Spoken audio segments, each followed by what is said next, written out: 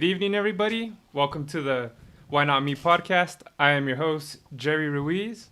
With me today, we got traveling superstar, Bria and Melendez. Give her a big round of applause.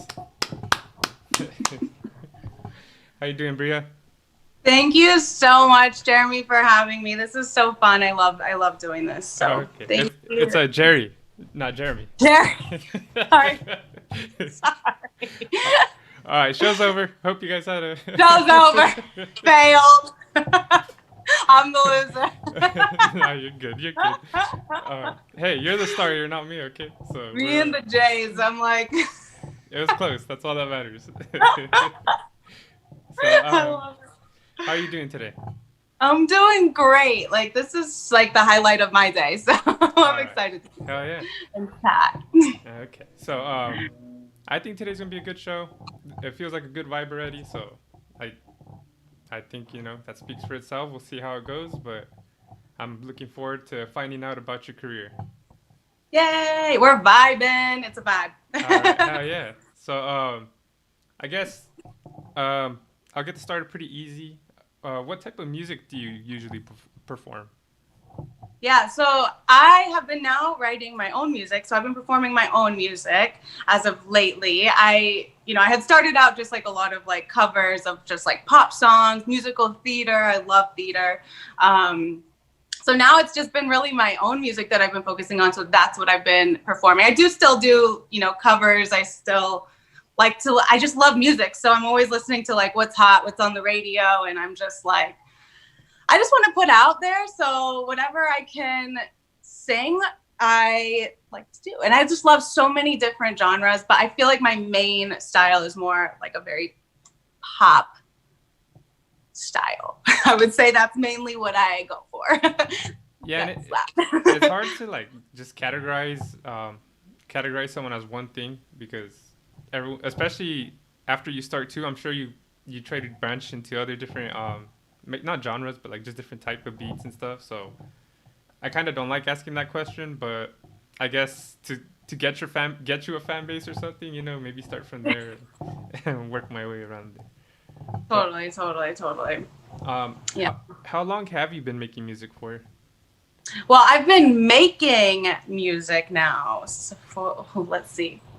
Well, it started out with me just like writing, like top lining to beats. So funny story. I'll just share this story real fast. So I've been playing music my whole life, classically trained, since I was like 3 years old. And I swear I literally was like, I don't know. I'm never going to compose music. I don't know how to do that. That's like too hard. So fast forward years later, I'm like, okay, let me get back into this music thing. And I really wanted to, I just kind of wanted to see how it went. I moved out to LA and I found this gig like live streaming in a studio. It was really cool. Oh my gosh, this was literally the most amazing time of my life. So when originally they were like, you can sing karaoke, you could do covers, whatever. You could do whatever you wanted, sing whatever. And it's like 8 hours a day streaming, live streaming. So you're like singing or performing on a camera, like with maybe 1 or 2 breaks in between for like 8 hours. So it's a lot. The day I start, and I'm expecting to go sing karaoke songs. I'm like, oh, I have all these songs I'm going to sing and do. They're like, okay, only originals because our website can't allow any licensing issues. I don't know, whatever. And I'm like, oh my God, I've never like written a song in my life where I don't even know how to do this. Like how do people do this? They had a library of like random beats, like the most random beats ever. Yeah. Not very good. I'll be honest. We were all just like, oh no, like most people didn't have already original music. So, a lot of us were kind of in the same boat, but some did. So you had to kind of freestyle.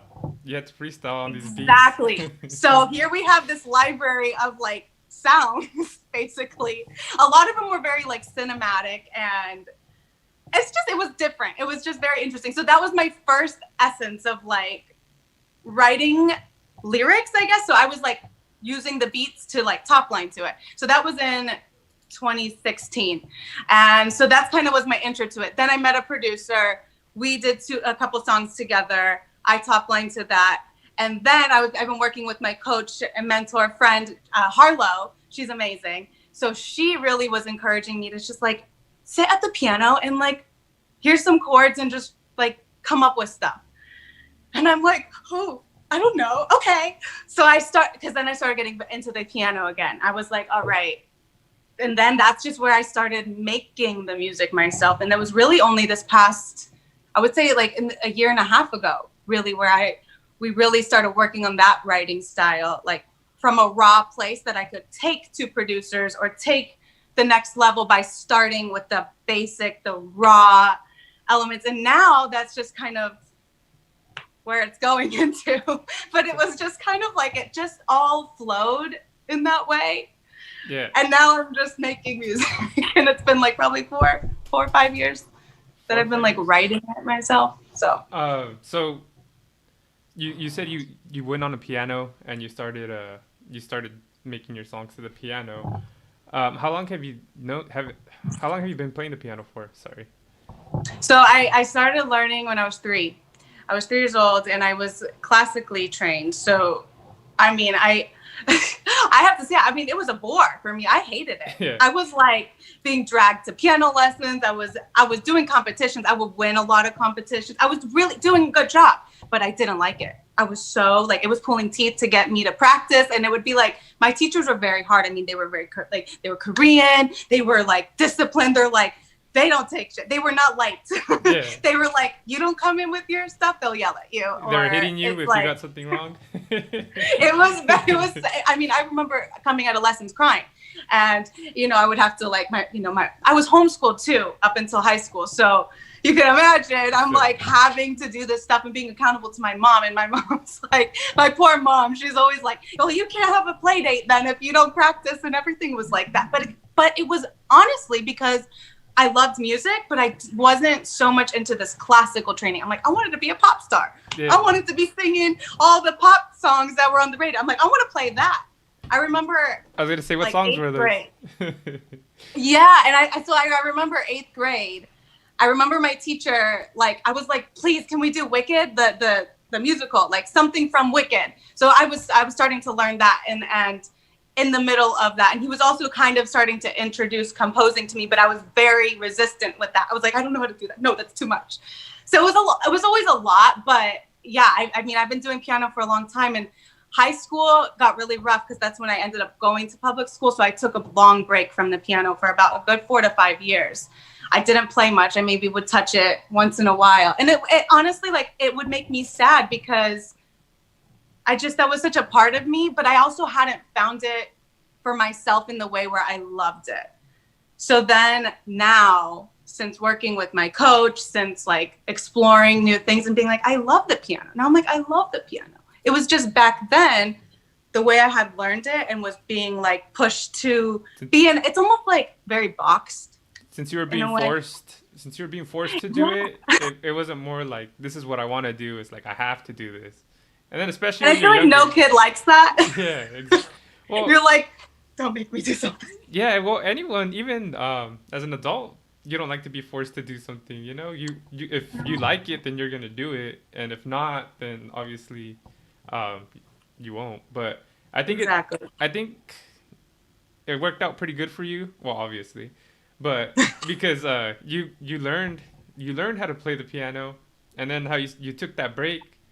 So you had the skills, or at least they were rooted in you. So when you eventually went back and found to play it how you wanted, you learned to love the piano, right? That's like, yes, that's the perfect way to do it. So it worked out. Shout out to those Korean instructors, I guess. I know, they were the best. Honestly, I mean, it was yeah, I mean, it's definitely, it was a different thing. Like I totally have a different relationship with it now than I ever did. Like, and I've learned how to play it differently, and I'm actually expanding it now. Like, you know, I learned classical and I know how to play classical music, and you know, it started to be very easy to learn how to just play with chords or just see chords and then like improvise on top of that. So I've actually been expanding into learning blues now and learning how to play jazz piano. And it's actually, yeah, it's been coming very easy because of all that fundamental foundation. And I truly believe, because I do teach piano and I teach music lessons to kids, and I'm like, we have to learn classical. You need it. It really is the fundamental. But I'm like, okay, but with me, we'll learn, you know, something you want to learn too, because I think that's very important to keep the joy in it. You'll mix it up. Yeah. That way they're not bored.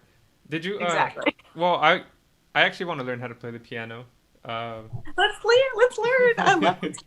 Yeah, well, maybe on the next episode, I'll have a piano here and you'll have one there, and you'll show me how Right. Oh, that's a great idea. We should do it. But nah, but I don't want to hurt the people's ears.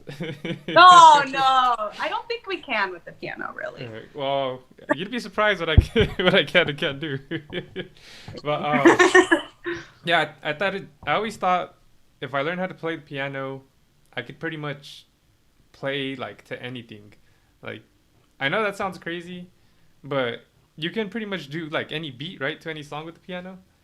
I mean, honestly, like, I feel like that comes with learning how to play by ear, but because that's something I just started really understanding. It's like I never thought I could play by ear, but there it is, deep down. It's like you really got to just like feel it and get out of these like boxed old ways of learning things to do that though, unless you already were like learning ear by ear from the get-go, which I wasn't. I learned how to read music. So, but if you learn by ear or you just start to feel, it becomes a feeling. It's just really like you hear it. Yeah, you can play anything. And then your fingers just move. It's like there's a basic handful of chords and key signatures, and there you go. Yeah. It's like and the rest is for you, right?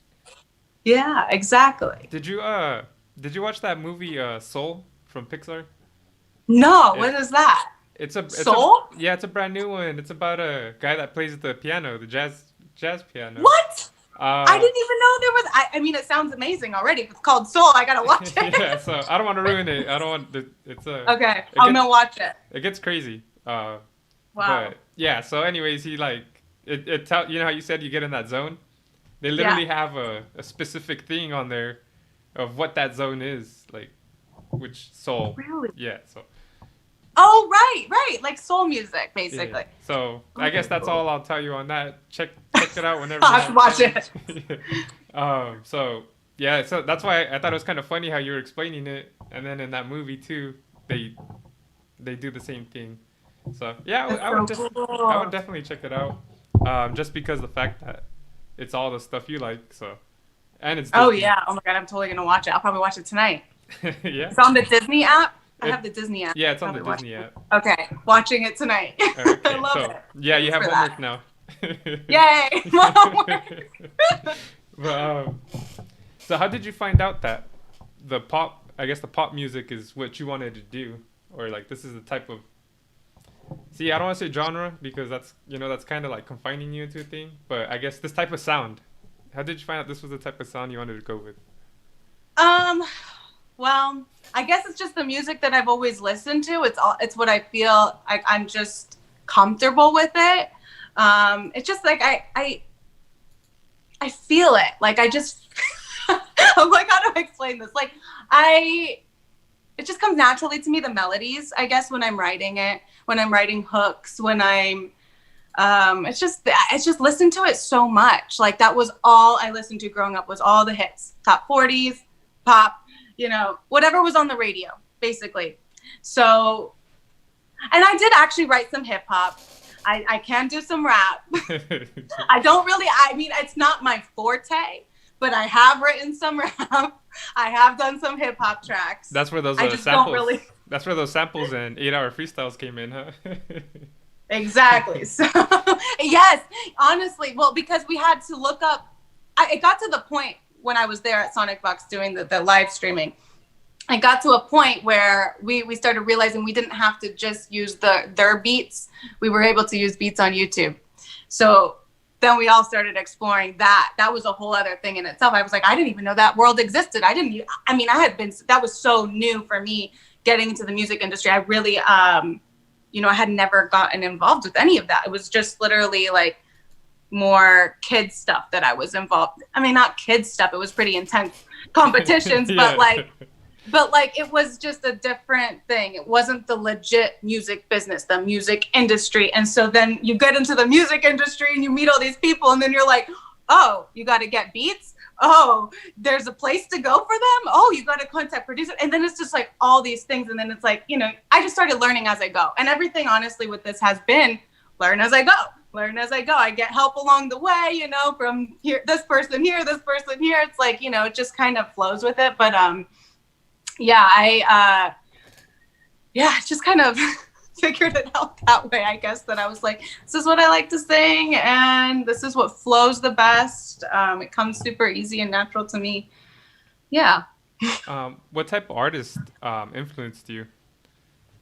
Oh my gosh. Well, a lot. I love Adele. Like she's a big one for me. I listened to a lot of Taylor Swift growing up. So I feel like lyrically, I mean, I could write love songs up the ass. Like, I'm like, I could write every song as a love song.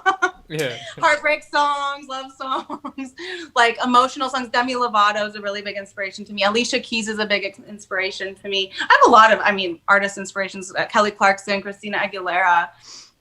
I love their vocals. I love the lyric. Carrie Underwood. Oh my gosh. She's literally I can't even believe I missed that. She's literally probably my number one inspiration. So a lot of country, actually, I do have to say. And a lot of people, I've gotten a handful of people who have listened to my newer music that say there's a little bit of like a country-ish in there. And I'm like, okay, I don't mind at all. And I think it's from that liking Taylor Swift and Carrie Underwood and listening to them like over and over. I mean, they were probably on repeats forever because I always have been connecting to lyrics. Like I'm just super about like the emotions of the song. I'm an emotional writer. I mean, that's just, I'll be real about it. I'm like, I get into that deep place. It's emotional. It's like all my music that I write, all the stuff I listen to, I love to feel. And I feel like that's what the music is. It's like, it's feeling, it's that connecting and like relating to other people. And it's through that. So that's what I love. And those artists, I mean like Adele, like that girl can make you feel, you know, like you can get goosebumps. And I'm like, that's what I love. When you could cry to a song because you're feeling what they're feeling or who wrote it at that time. And it's just like, oh, it feels so good. I don't think I've ever cried to a song, unfortunately. Maybe I don't have feelings. Well, that's good, probably. Or whatever. Yeah, no, I was gonna say. No, but that's awesome. I think that's great that you're doing something that provokes those emotions out of you. That, like, you not only do you get to feel those emotions, but you get to use them, because not everyone, like me included, get to show those or use those. And I don't know. It's better than having a job where you have no emotions and you're just going through the motion every day, and you just feel like a zombie or whatever, you know? You're over here crying with cowboy boots in the studio. Literally. Literally. Someone sees you through the window, they're like, well, she's on one today, but... Right. Oh my God, that's literally me. I'm like, oh God. The emotional basket case over here. Right about every experience. But do you have a crew? And I guess when you first started, how was your crew then compared to now? Okay, so I mean, I really didn't have anybody. I had my friends. I had some friends that I met along the way. I had a producer that I worked with for a bit. And then, because you said crew, right? Crew? Yeah. Oh my God.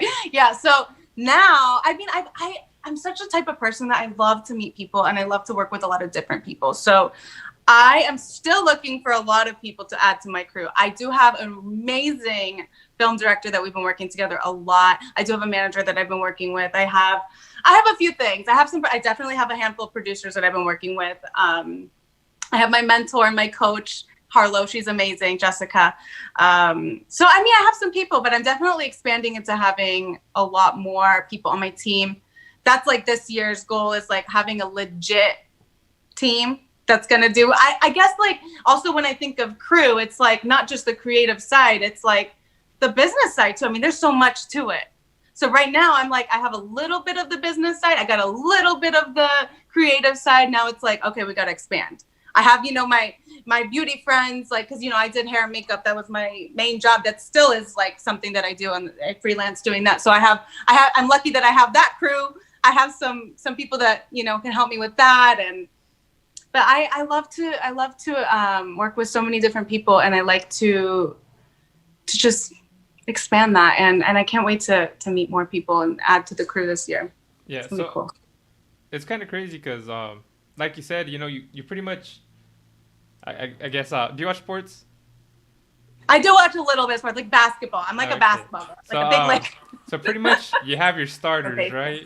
I guess for the guys watching this, they can they can have a little bit too late. You have your starters, but you need your depth because you need more people because you you need more people doing more stuff behind the scenes. That way, one person's not so taxed, or maybe they need a vacation and they can step in and they've been under the wing, and so I think it's great. Like I was telling you earlier, before we went live, I'm a one man crew, so so that's why I asked these questions, because I call it the Why Not Me podcast. Literally, why not me? Why can't I be a musician, actor, model? Uh, there's You get to do this cool stuff. You yeah, get to. I would say there's a lot of reasons, obviously, why I can't be those things, but it's cool because I get it. Like I get to see the aspect of the business aspect of yours, the talent aspect of yours, and I can apply some of that stuff to myself. And my goal was not only for me to apply it to myself, but for people watching them to apply whatever they can to whatever aspect of their life, whether it's a business they want to start, a career they want to start, maybe even just the job they have or whatever. Just Totally.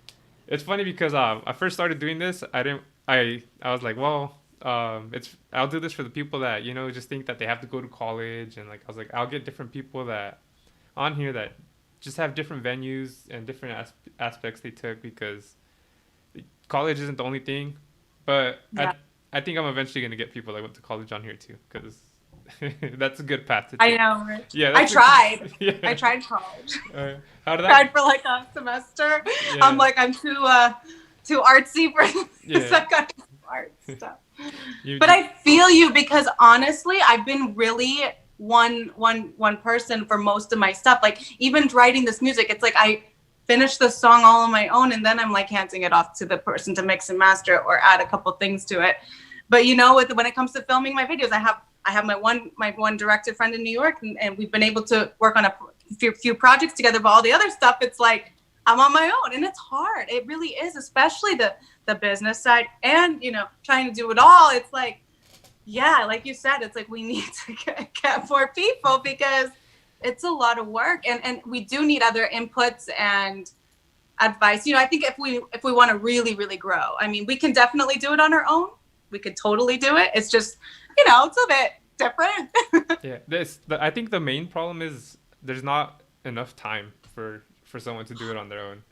If That's what I'm struggling with right now, the time. if we had unlimited time, then it'd be fine. But Totally. obviously, since we got, especially when you're starting fresh, or you're starting like the beginning of your career, I feel like that's the time you gotta really like crunch it out the most. You gotta push out as much as you can, because you want people to notice you, and the more stuff you put Totally. out, that's the more chances of someone noticing this or that. Um, that's kind of why I do this. I'm trying to work on that too. But Totally. yeah, it's that one man show is pretty crazy. I want to expand too, just because obviously time. I only have Yeah. a certain amount of time. I got to research. I got the research I'll still do, because that way I got to know you. But it's crazy. Mhm. It's all that time I'm using on all this other stuff. I could just use it to focus, or like in your case, you could just use it to focus on your music instead of having to. Exactly. You, That's why I'm like, there's not enough hours in the day. you're focusing some stuff, the resources you use to like get. Well, I don't know exactly what you don't and do, but all the other stuff that you do besides music, all that energy could be used towards your music, and then Totally. Oh my God, totally. so That's I, literally what I've been like praying about lately. I'm like, how do I manage my life? yeah, I think It's like you want one thing to be like so much of your focus, and you do your best to give it your all, whatever hours left that you have out of whatever else you're doing. It's like you're going to put into that because it's your passion. But then it's like part of your passion is so much more that you're like having to spend half of that little bit of time that you do have. And it's like, which like you said, we can hand off to somebody else who, but in due time, right? In due yeah, time, and in the due right time. people. I think it also depends, you know, we really want the right people also. And I think that's something that I've really come to see with a lot of people that have just gotten anybody to work with because they're so desperate to work with a team or have a lot of people, and it falls apart, or they're not in alignment. And so it's like their career can't thrive or, you know, push off in the right way because they're not in alignment. And I'm like, so to me, that's everything. And so as I'm like calling in my team, claiming it, that it's going to be here, claiming that they're already here. It's like, you know how it's like we say what we seek, what you seek is seeking you.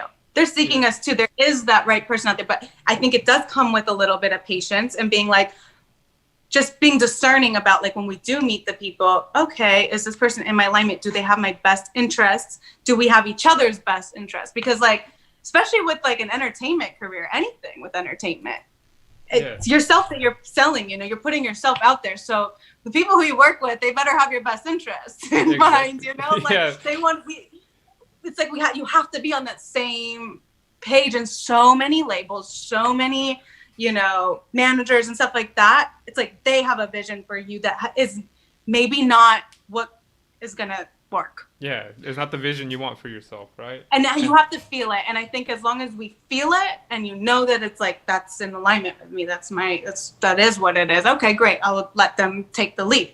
Yeah, and then so like you were saying, picking the right talent is important, and especially, I think there's two things that you really got to consider. Obviously, the quality of their work. That's the most important. And then since you were saying earlier that when you sing, and then you know when you play the piano, it's what you feel, right? That like what comes out is what you feel. So you're gonna want someone that you can vibe with, that just makes just being around them is an awesome feeling. So that way, that just rubs off on, you know, your music. And exactly. It might not seem like it, but I'm sure that's a big thing, because, you know, if you have someone that, like, let's just say that you're telling them, oh, I want this to be done this way, and they're like, nah, it's better this way. Like, just trust me, I'm the best. Like, if they keep telling you that, and then you're gonna go in the studio, and you're gonna have like a little attitude, or like, you know, you might feel a little different, and that little vibe might throw something off.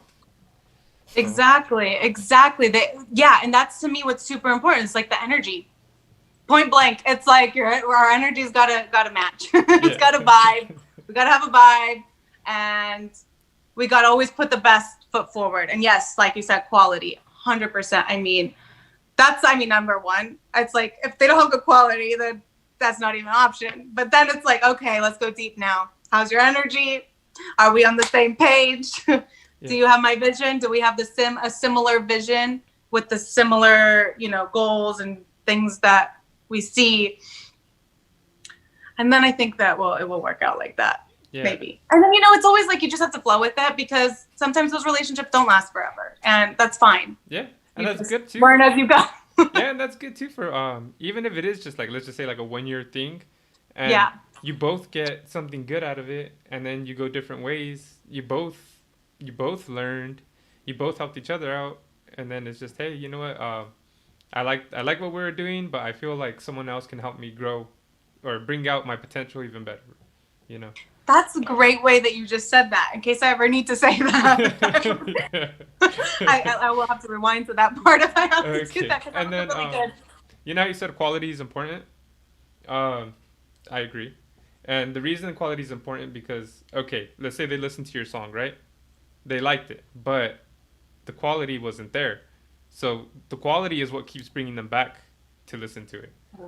Because it shows all the work that you put in, and it, you know, that shows if the person didn't do such a good job, they're gonna be like, well, you know, it sounded all right, it could have been better, let me listen to something else I like, you know. Right. So, I just kind of learned that recently too, about the whole quality thing. That's what brings people back. So I'm kind of glad that the production of this is kind of nice. It is, yay! So, hopefully people keep coming back. Yes, no, we're gonna send I'm gonna send all my followers, everybody who's watching. You gotta subscribe, Jerry. Yeah. Make sure you subscribe and share the channel. Yeah, we'll do the promotion at the end too. I'll let you give let people know where to find you, whatever websites and stuff. I'll drop all those links. That lets me know what links to drop down below after too. So that'll be a little bit later. But since we're gonna promote, you told me that you have a new song coming out on the 28th, right? Which is about on the full moon. yeah, on the full moon. And then and then earlier you said you were talking about like everything has to align right.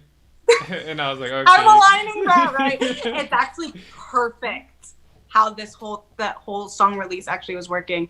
I'm really excited about it because of that.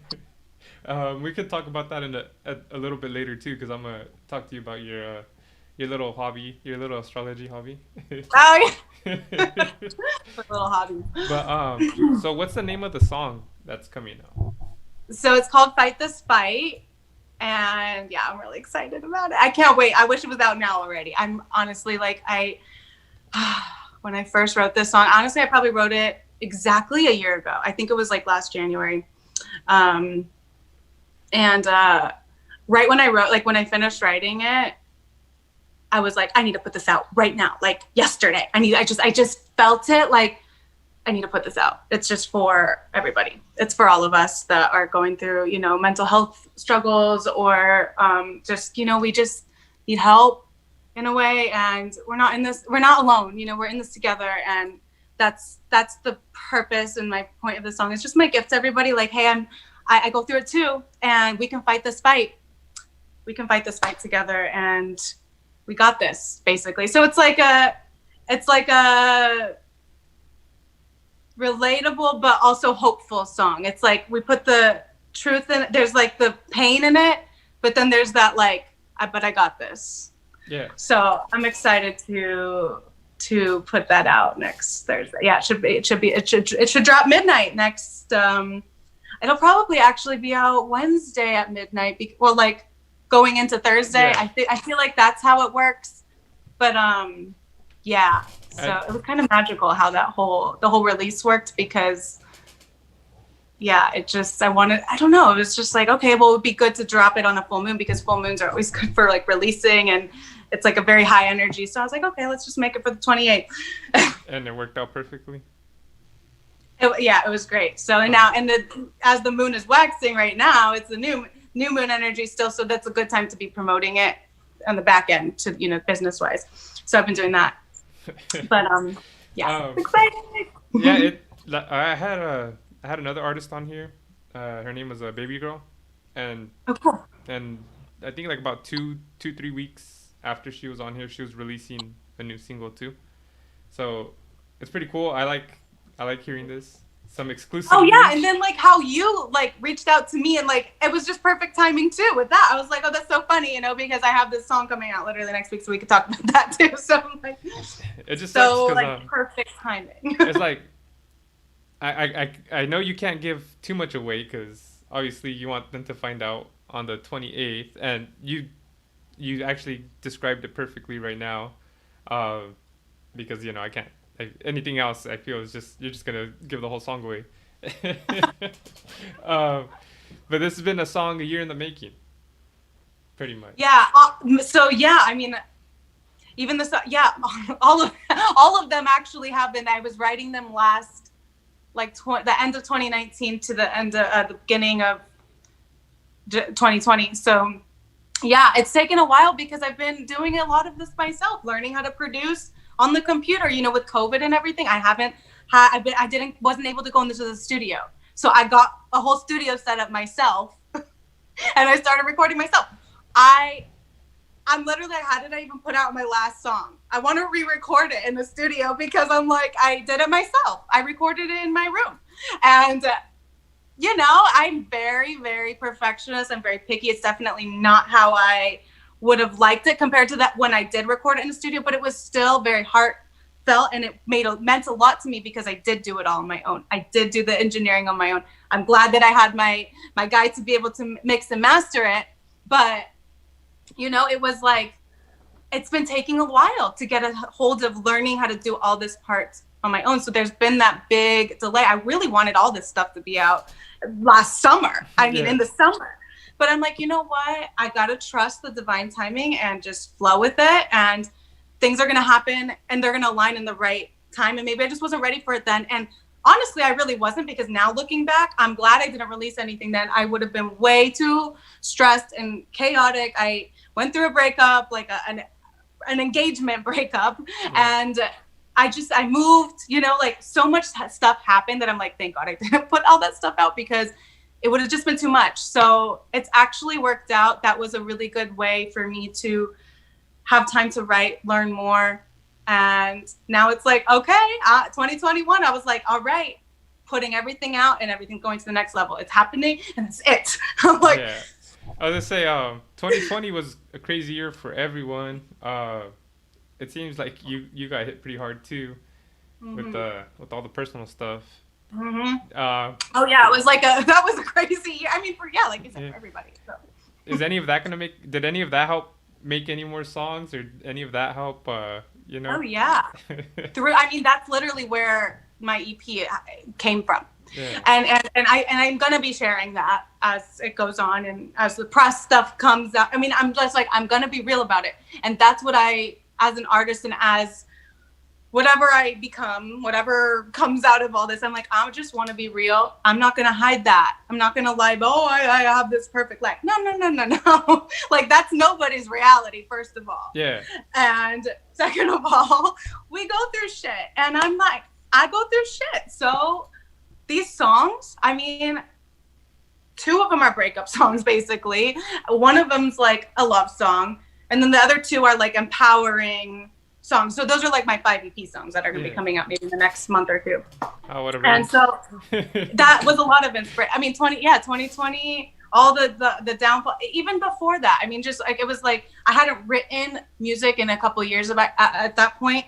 So it was like everything from that couple of years when I had moved to New York, just a lot of stuff just was able to come up. And I'm glad that I was able to use that. I'm glad my coach, you know, pushed me to write from a raw place, not writing to beats, because I wasn't feeling that anymore. It's like, I want to write to beats. That's easy. That's so easy. But something about, like, for me, that's easy. But for sitting at the piano and just creating from scratch, not having, you know, it's so much. It's just like, I don't know. I feel very fulfilled with it, and it just comes through.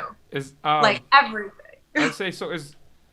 When you write down, do you write down the lyrics first? Do you play and then like play the piano to it? Do you play the piano and then like the lyrics come to you? Is it a little bit of everything? Like, you'll have some lyrics in your mind and then you have a certain beat, or like how does that work? Because that's honestly like a little bit of all of what you just said. So like lately I'll get like a phrase in my mind. Sometimes I'll have like 1-line melody, and I'll just maybe write it into my phone, or I'll sing it into a voice memo, and it might just be that, like, just a little melody that I sing it. And then I could go take it to the piano and make something out from it. Sometimes I'm sitting at the piano and I'm playing and I'm like, ooh, something I start to feel. Yeah. So it really just kind of depends on what mood I'm in. But I feel like most of the time the lyrics come to me first, or a melody.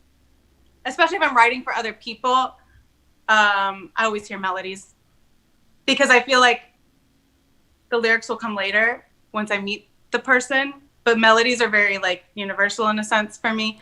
And then once it pops up, you want to capture it, right? You want to make sure you save it, because oh my gosh, the other day I was literally like, oh, even last night I was in the car, I had a line that I came up with, and I'm like, oh, I gotta record this right now. And I'm like stopping everything I'm doing. I'm like, wait, what was that word? I think it was actually I don't remember, this morning, last night. I was like, I gotta write it down right now. And that's where a lot of my stuff comes. Honestly, I'll be in the shower, and that's where most of my stuff comes through. I'll be like, and I'm like, oh, my phone. So I keep my phone like right there with me in the shower, because I come up with so much. I don't know what it is, but the shower must be very healing and inspirational. Actually, that's, surprise for the next song. Well, I was going to say, it's going to be a shower song. Honestly, there's a line in my next song about that. I think maybe with the whole shower thing, it's that you're there by yourself. You know, it's a very like intimate moment, and you're just there because like if you ask people, how many people when they sing, they say they sing in the shower, they have a freaking concert in the shower, right? Right? So many people. Right? So like, it's just that, I think it's that intimate moment that you're in touch with yourself, that you get. That's where all that comes from. I'm not too sure. I ain't no scientist. I'm not no It's very like psychiatrist, you know. It's a very reflecting time in the shower. Yeah. so like we're reflecting on our day or our life.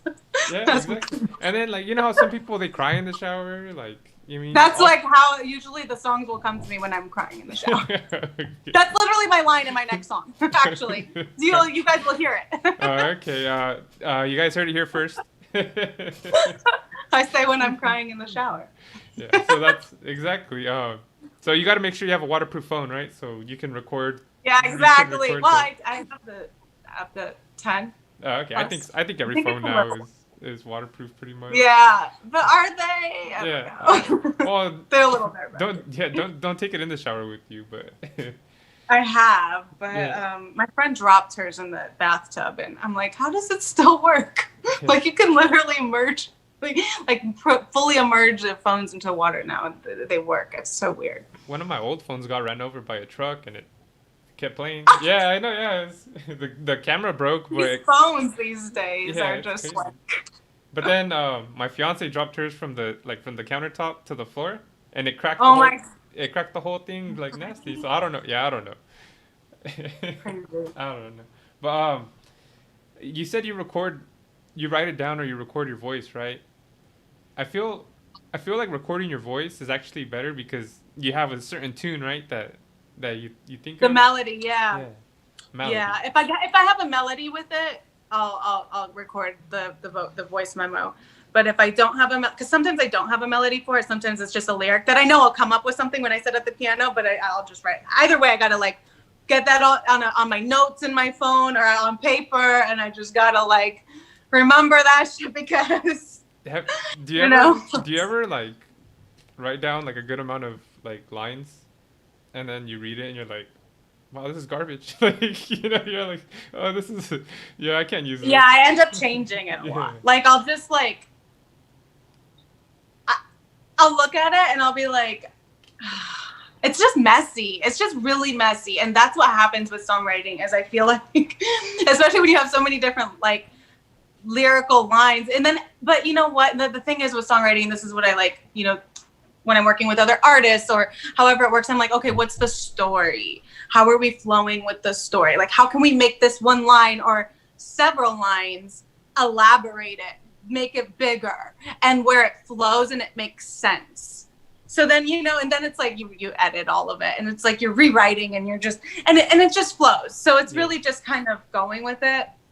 You know, but I try not to judge too hard because especially in the beginning, because it's just thoughts. Yeah. You know, it's just getting your thoughts on paper. And so I'm like, thoughts are thoughts and we love them all. And some of the stupid things were like turn into the biggest hits out there. That's true. And for me, I feel like with my writing, I'm very simple, straight to the point. I'm like, this is it.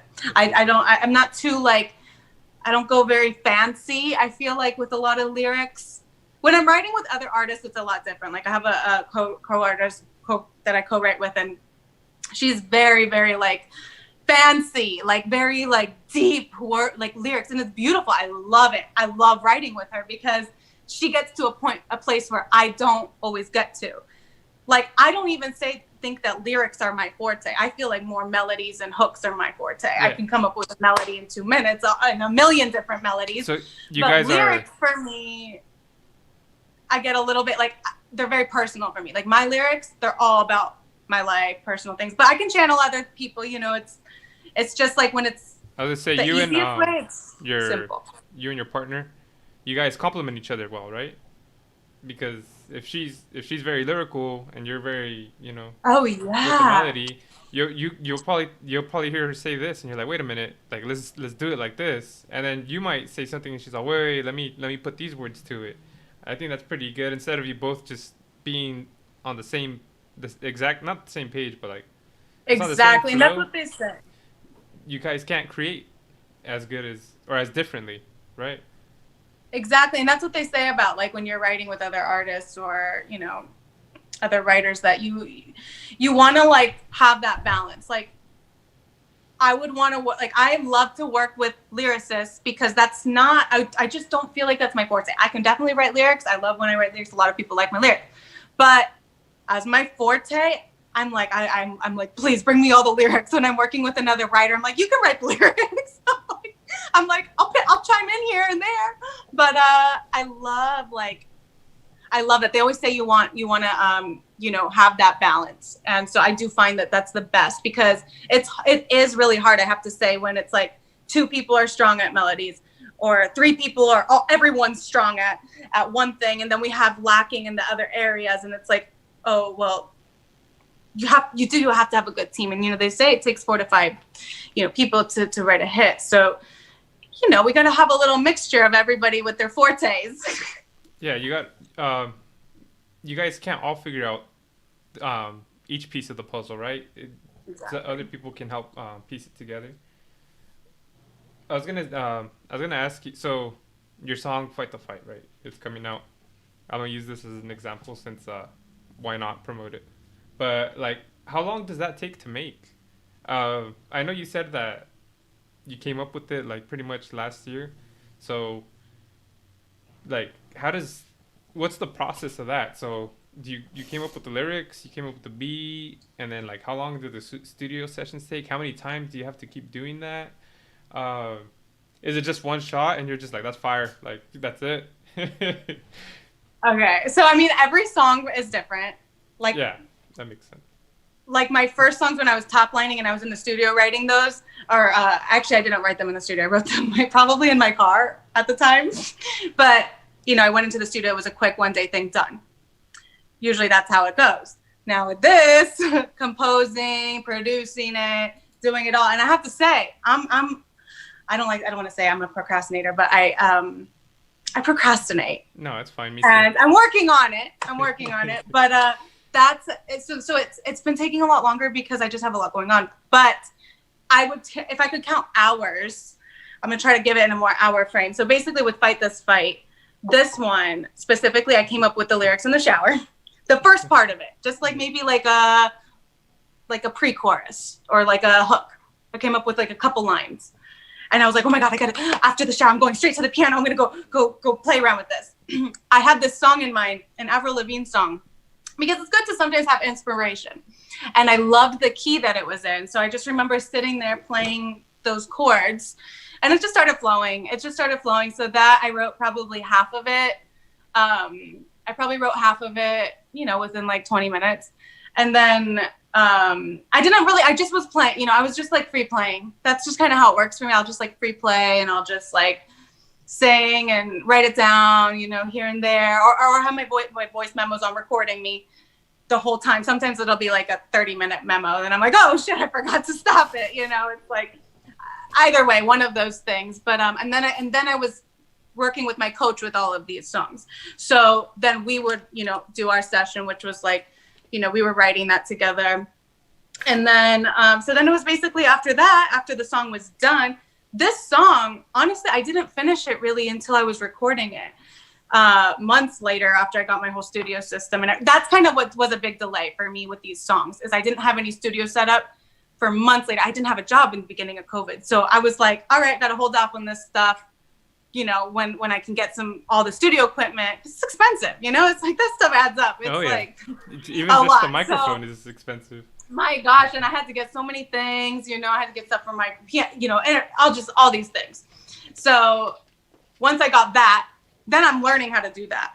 Once I learned how to do that, the piano production part was taking me a long time because not only was I trying to do just piano, I wanted to add strings in there, you know, add other elements.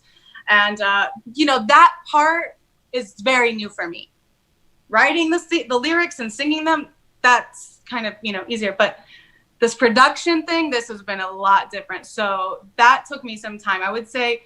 And I'm very picky and I'm very perfectionist. I'm like, all my producers that I work with, everybody, they're like, stop being so perfectionist. Like, you're just like, you think too much about it. I'm like, I know, this is why I work with other people because I need them to be like, stop it. It's you're good. Crazy. They're like, stop, it's good.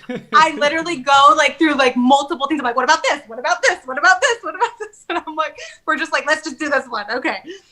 But like, you know, anyway, so but the production part has been, that's the thing that probably takes me the longest, is getting that, the music part of it.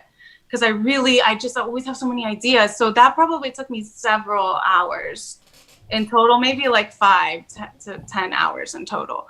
And then after I got the instrumental done, and then I was still being creative with it. I was still playing around with certain areas, the bridge, adding some different things. Then it was the recording. And then that recording I did 1 day of recording, which took me probably like an hour. I did a few takes of it. I like to do them like whole take, maybe 2 to 3. I don't really go more than 5. That's kind of like a rule. Don't go more than 5. You get too much in your head.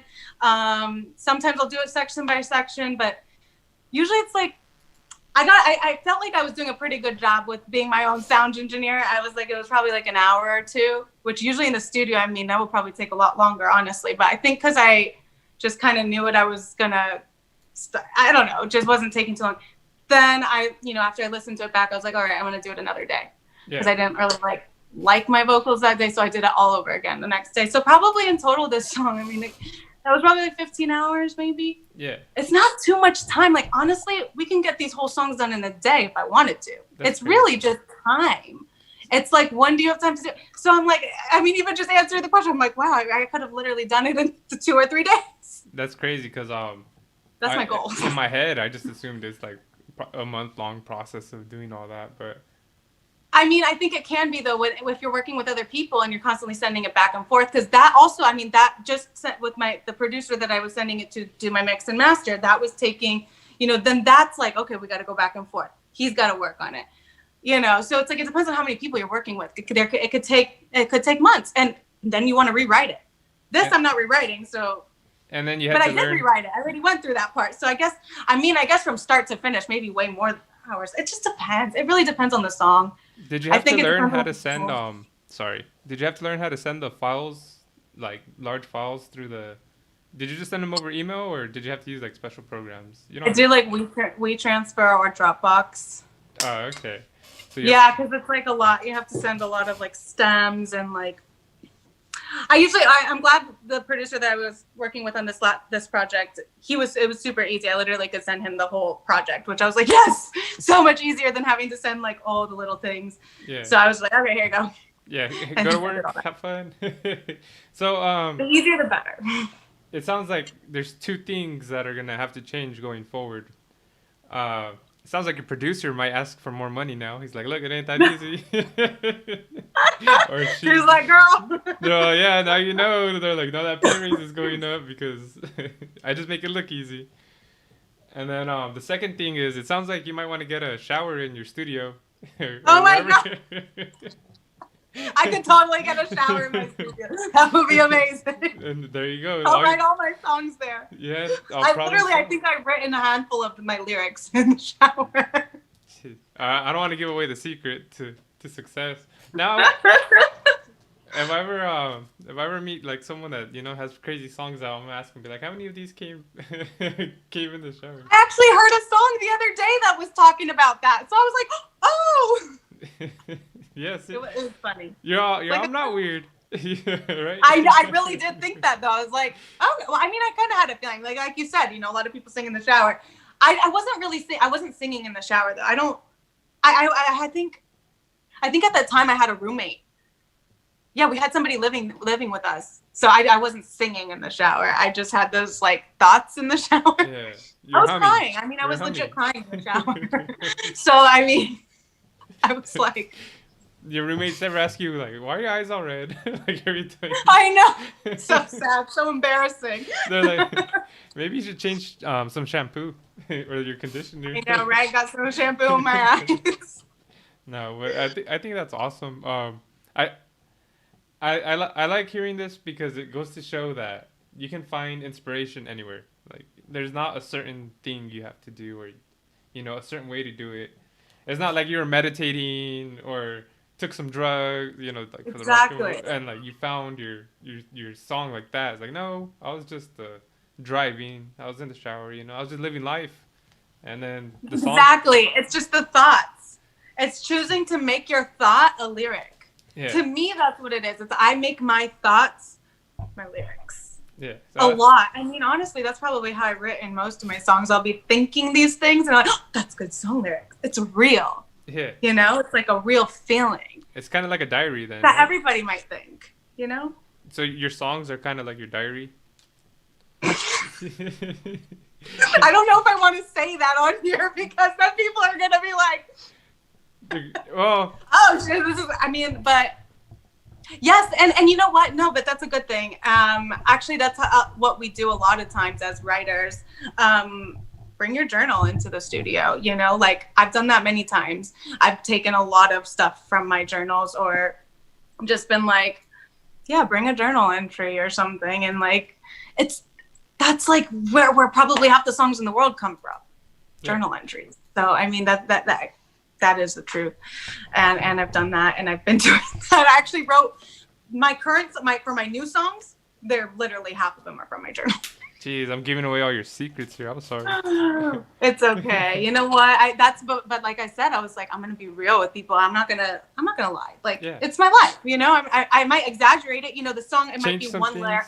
Yeah, it's like it might be one line from my journal, but then I like elaborated on the rest. You know, made it into something else. You know, you could literally take one line and blow up the whole thing and make it dramatic. Yeah, you could. That's kind of how it goes. You know, so I'm like.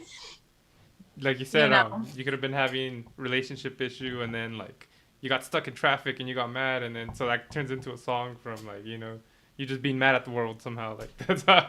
Exactly. But, you know. Yeah. I kind of know, but I don't know. I guess I got to start carrying a journal now too. I always carry a journal with me in my bag, or I take something where I could write something down everywhere I go because I personally like to write things. Like I will never stop writing. I'm super old school in that way.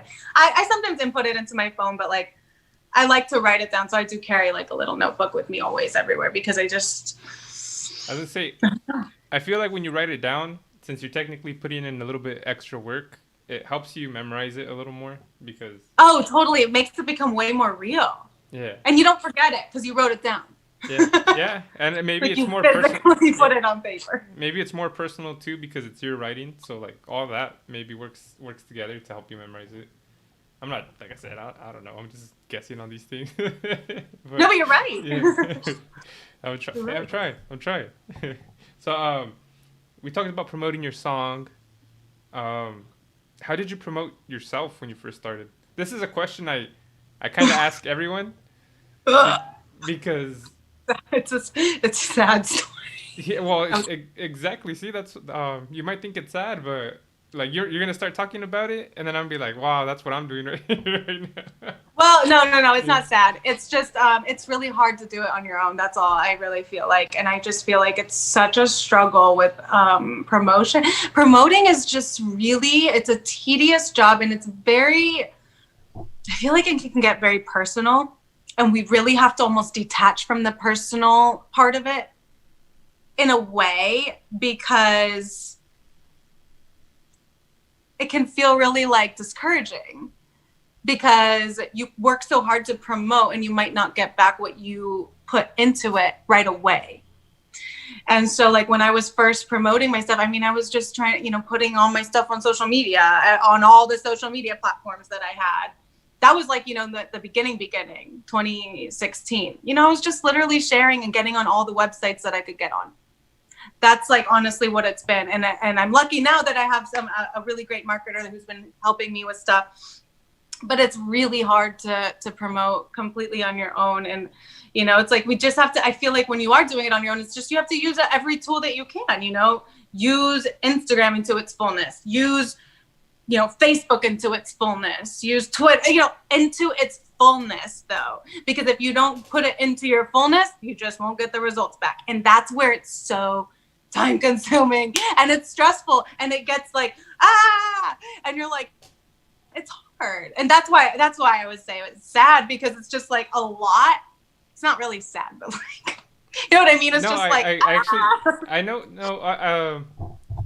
I guess it doesn't make me sad, but it does make me sad to a point. It's like, all right, so we talked about quality, right? You put in all this work to make it the best you can, the best quality you can. Whatever it is that you're sharing, all of that, it came from you, right? You had to decide what words to put. You had to decide what pictures to use, how you wanted to. Like the So much. like that poster, the template I have is they're similar how I use them. Obviously, with the picture it changes, but Yeah. so that I have to share it, and then I have to find the words, and it sounds easy, but there's literally professionals out there that know the exact words to use to catch people's attention, that are Right. that are going to make them more likely to click on that. Um, Yeah. so and then you got to post it like what you said, like 4 different websites. So Instagram, Facebook, Twitter, whatever else. I don't know. You can put it on your Snapchat. Yeah, all the things. Yeah. So Yeah, all YouTube. I mean, like everything. yeah. So you share it on all those, and then you get what, like, let's just say, like, when you're first starting, you get like 3 likes, 5 likes, less, Right. or right. you see, it lets you see how many people look at it, how many clicked on it, and then so it says like impressions. You see like 80 impressions, and then you look at the likes, and you look at like how many actually went to the link, and it's like 3, 4. It's like Right. it's like, And that's where it feels like, it can get discouraging.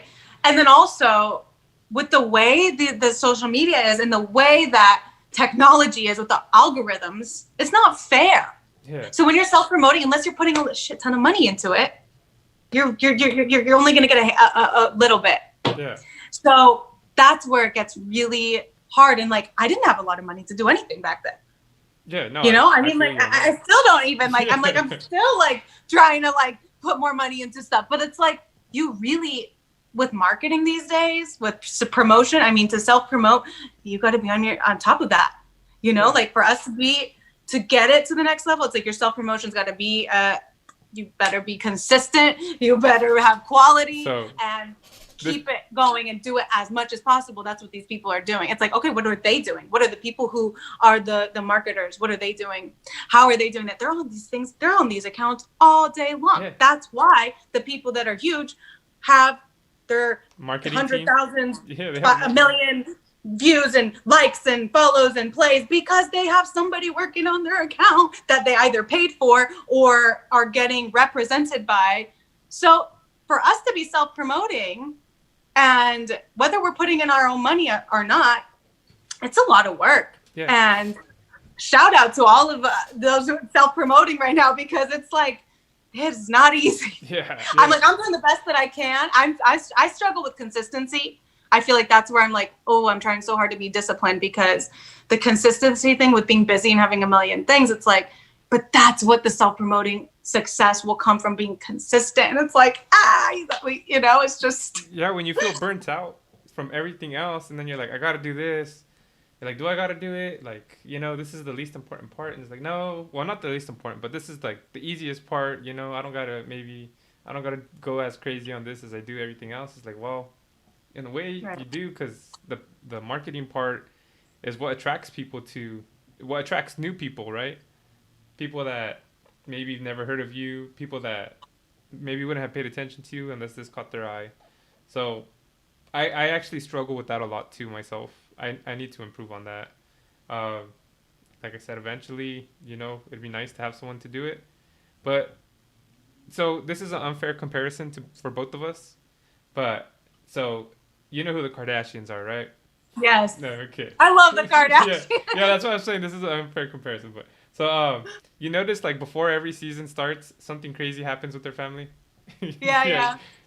Like that's the mom or whoever on their marketing team. They, it's a weird coincidence that they get all that hype going into their seasons every single year. Totally. It's yeah. So that's what I'm saying. Like they're like on a whole another level, obviously. It's but strategized. yeah, so These are like intense marketing strategy plans that you literally map out. I mean, I've worked for these people that do this. I have clients that I would do their hair that are pretty big people, and I would listen during the appointments, and I'm like, they're having meetings with their market, and they're like planning with it's a legit, these people hire these people. I mean, it's like a job. And these are intense strategy plans. I mean, it's like, okay, on this day, you're going to do this. And we're going to plan this for this to come up. That's a month from now. And like, everything is so, and it's like, I mean, I've learned a lot from that, but it's like, whoa. you really do need a team first. Yeah. if you want it to get to that level, which I mean, not for me, and I'm sure for you, we want it to get there eventually, but it's like, you know, we do the best we can now with what we got now and learn what we can and try to be consistent, I guess, and keep pushing the quality, you know, as we grow. But yeah, we try to be the best sponges we can be and just soak up everything there is around you that you know that you can use. Because why not learn from someone else that's been there, that's done it, or maybe 100%. Even if they're still starting too. I mean, you can not piggyback off, but you know, you can be like, well, I'm struggling at this. What did you do to help you get through to the next level? And they can be like, look, like now that I know, like I can look at the picture a little bit from an outside view. Instead of trying to do it this way, I found it so much easier if I just did it this way, you know? And like, you might not see that until you actually do it. So it's a crazy, I guess the entertainment industry is crazy. And like, I'm not even... My gosh, it is. I'm not even in like the same boat as you. Like, you're just... I feel for you guys. It's insane.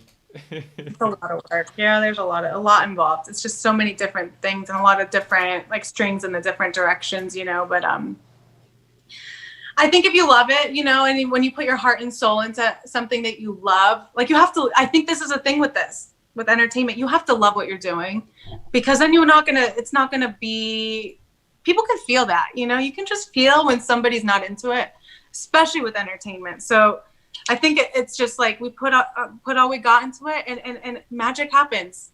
Might meet somebody who's like, hey, let me help you out. You just never know. I think that's the cool thing about this too.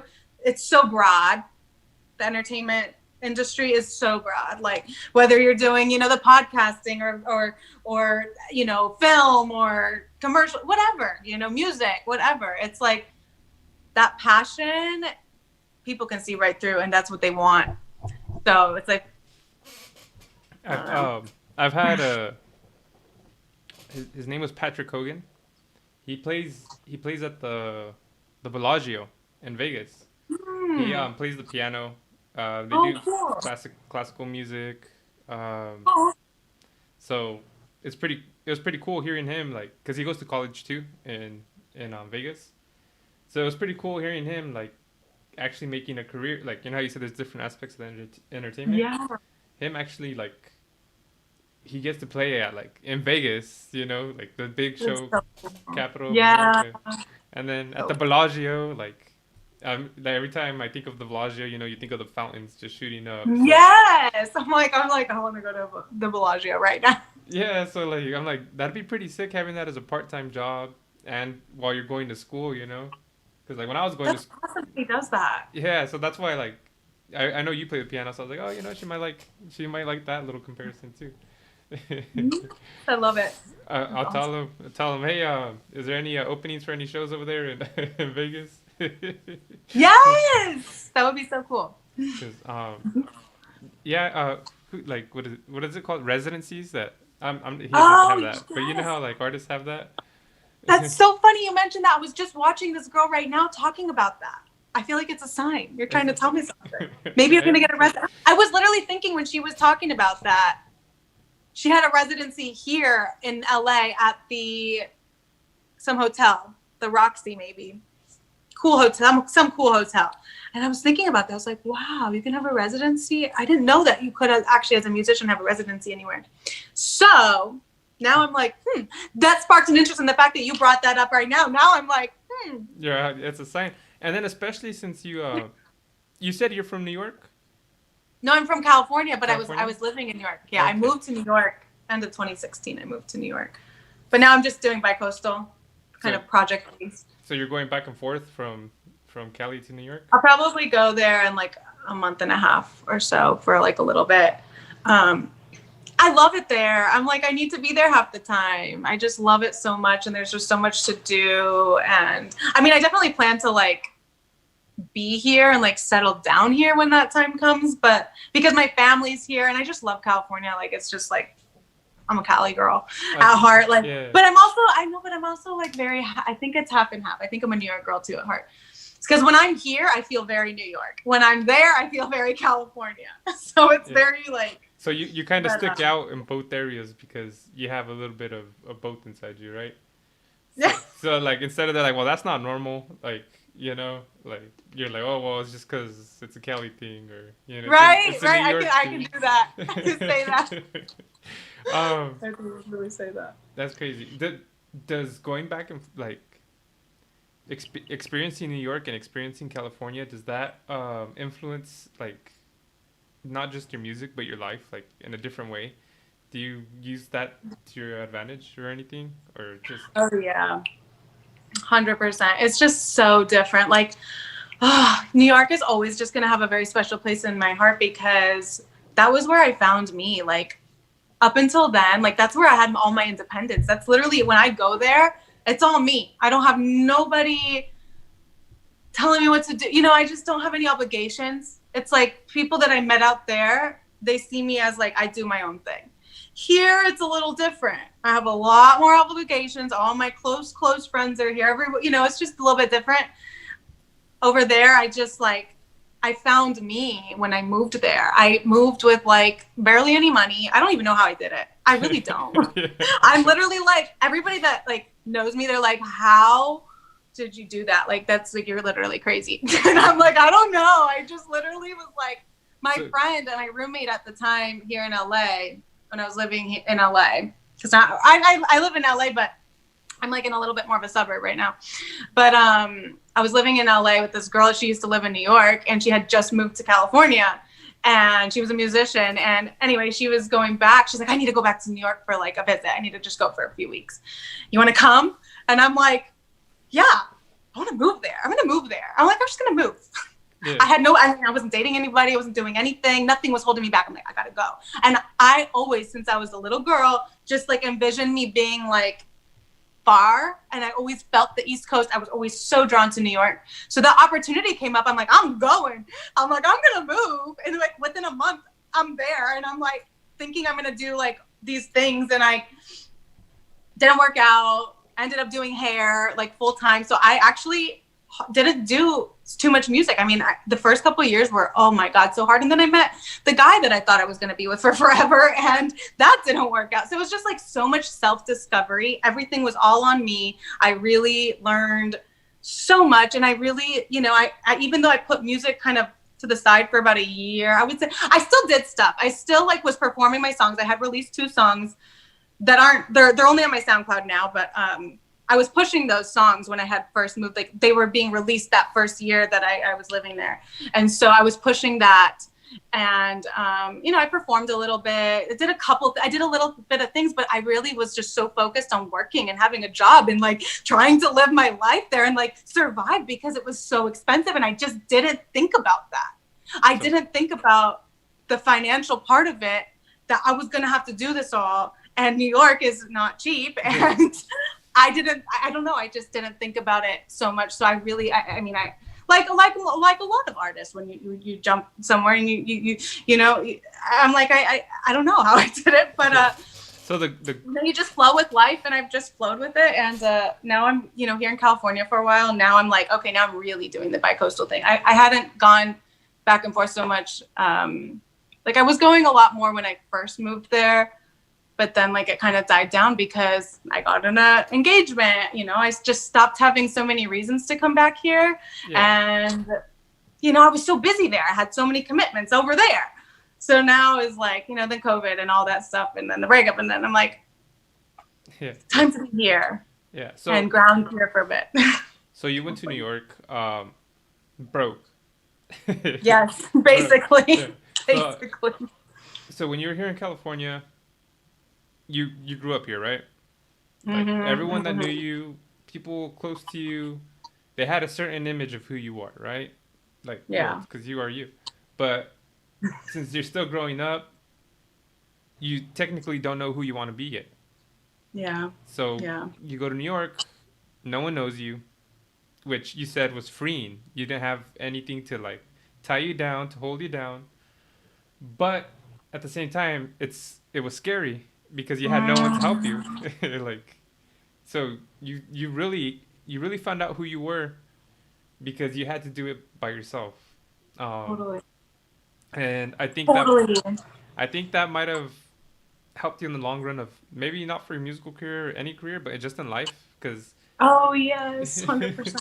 that toughened you up in a way, right? Like, Totally. Like I have to say, and I'll tell this, I've been telling this to people too.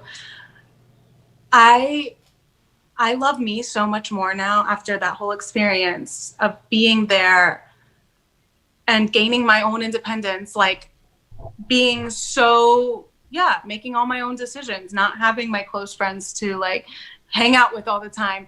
Now I just love that. Like, I'm like, I love that I can love my alone time. Like, I had so much alone time over there. I have to say, I was very lonely. I mean, that's why I got into a relationship that I shouldn't have gotten into, because it wasn't right. But I was very, it was probably like a year and a half into being there when I met him.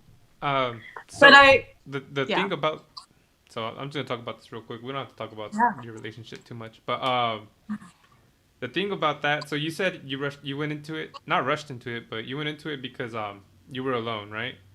Yeah. So instead of I mean, I think that was a big yeah, that's a big thing for a lot of people, obviously. But the good thing about, no matter what happened, the good thing is you found out what you like, what you don't like. You found out what your boundaries are, where to push them, and I mean, like I said, it toughened you up, and hopefully for whatever comes next, you'll know what to look for and what not to look for. And yeah, I'm in such a different place now. I feel like so much more grown up. I feel like that was like such an explorational time.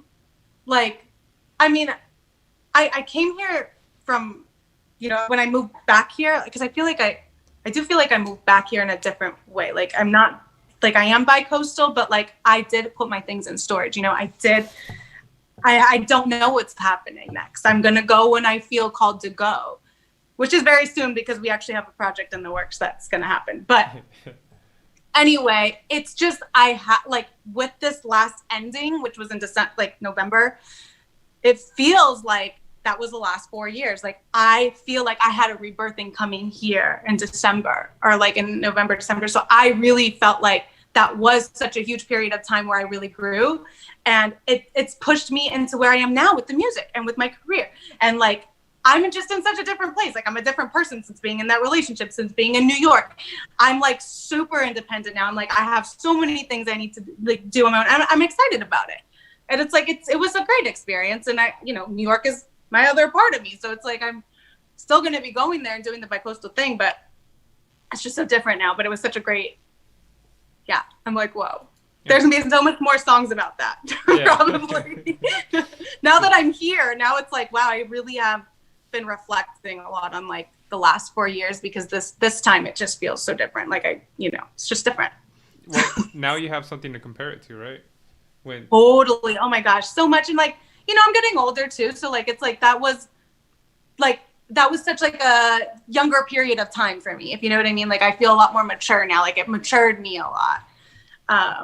So I'm grateful for that. I needed that. And you were more free to be a little more adventurous, right?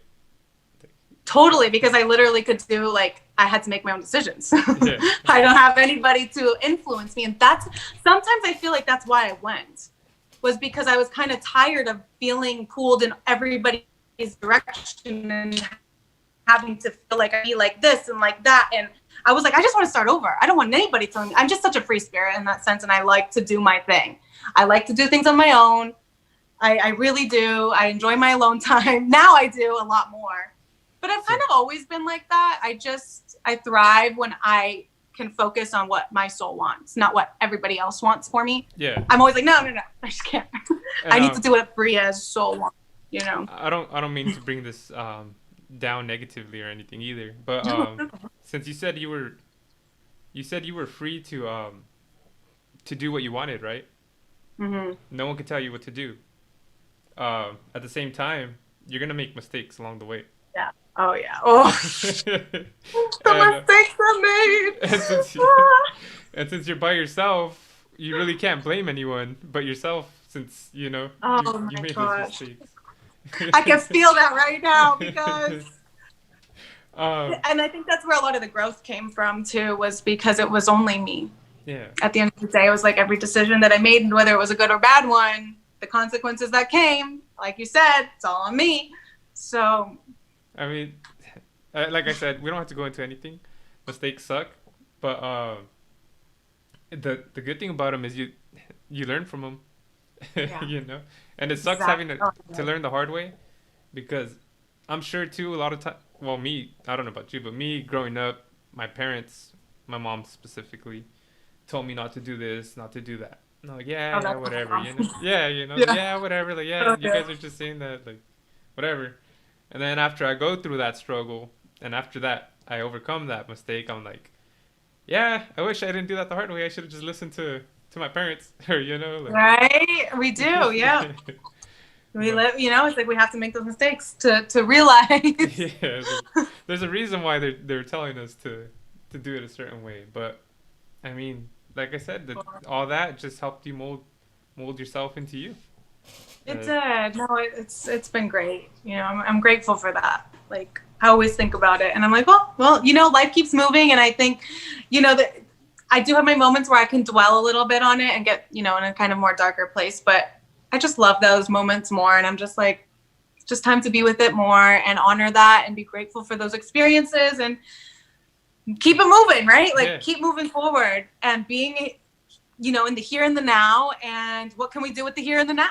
You know, it's like taking every moment. That's just kind of how I live my life, is I'm like very in the flow, very like moment to moment. I have a plan, but like whatever doesn't work out in that way, it's okay. Like, we got to be okay with like all aspects of something. You know, my biggest thing is like, if you're okay with the absolute opposite of what you want, like if you're okay with if you're completely okay with the worst case scenario, then you're free. Yeah. You're literally free, because you already know that if the worst was to happen, you're okay with it and you're going to live through it and you just move forward. So I'm like, we just got to keep moving forward and honor the times when we feel sad, or reflect on the hard times, and, you know, life keeps moving. Yeah. Life keeps moving. It's funny because it sounds weird that I have a saying, but like I always tell myself, or like I'll tell my coworkers, like when it comes to work, but in life in general, it's to expect the worst and hope for the best. Exactly. Oh, I love that. Yes. Yeah, that way, you know, like you plan for like the worst situation, but obviously you hope that it's the best outcome that's gonna happen. And that way, and then you just flow with it. Yeah, you just be in the moment, and you're like, well, whatever happens, I'm good. Yeah, like with life too. Like, I don't know if there's people like they do like precise details of how their day or how their week or whatever, you know, how their life is gonna go. I found whenever I try to do that, plans never go at all how I want. So yeah, I'm like, okay, here's an estimate. This is what I would like to do, and let's try baby steps, like we were saying earlier. Baby steps. Yeah, just I have a basic outline. Right. I have a basic outline, and whatever happens in between there, then that's what we do, because life's too crazy. So right now we're live on YouTube. Yay! Yeah, well, we've been, but I know we've been live. Yeah. As the reason I brought up YouTube is because I noticed you had Bria Topic as one of your YouTube channels, and well, that's because the distributor, I don't have enough followers on YouTube yet, subscribers on YouTube yet, to have it be under mine, because it's a monetized track. So that's how they put it under. And so I'm like, no, guys, don't like subscribe to that one. You can subscribe to my channel.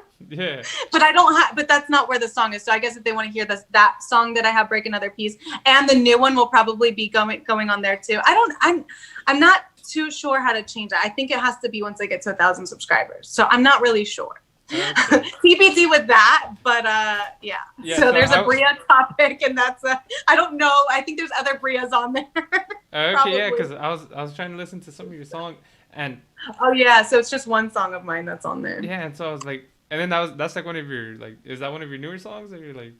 So Break Another Piece is the song that I have out, and that one I released October 4th, and that one is like basically was my first like debut single, and that's like the first one, I guess, to the EP, because yeah. So like all these songs, so basically it's like single, maybe another single and then EP, but I have a feeling it's gonna be single, and then I think I'm putting my EP out next. Okay. So yeah, so like I followed your Instagram page and it said check out this is the song. I checked it out and then I was like, wait, what's all this other stuff over here? I was like, yes. Oh my gosh! So did you think that was me? No, yeah, I figured it out. Okay. Yeah, but I was just like, huh, this is odd. I was like, I'm make sure I to know. ask I was trying everything under the sun to figure out how to change it, but there's no way I can change it. It would take it off of it. And I'm like, and then you would lose all that momentum you gained too. So yeah, so whatever. It is what it is. I just have to tell people, like, you know what it is? It's because when I send my link, it gives a bunch of different options like Spotify, Apple Music, YouTube, SoundCloud, all of that. So it's like if a lot of people will go to YouTube because they don't use the other things, which is totally fine. But then it takes them to that channel. I wish there was. I think I commented on it from there or something. I don't know if there's a way to like. I don't know. But I was gonna say, kind of the YouTube. Just tell people to subscribe to both. Yeah, totally. And then, that's what I did anyways. And because it's not gonna be forever, you know. Like eventually, hopefully, I'll have a Vivo eventually, and I mean that's the goal. I would love to have a Vivo. I don't know. I'm gonna check into that. Maybe there's a way to do that. And then I've been wanting to make a link tree, right? That's what you have on your Instagram. Where Linktree, yes. And it was funny because like one of the days I went to listen to the music or like to click because I was like, which one do I go to?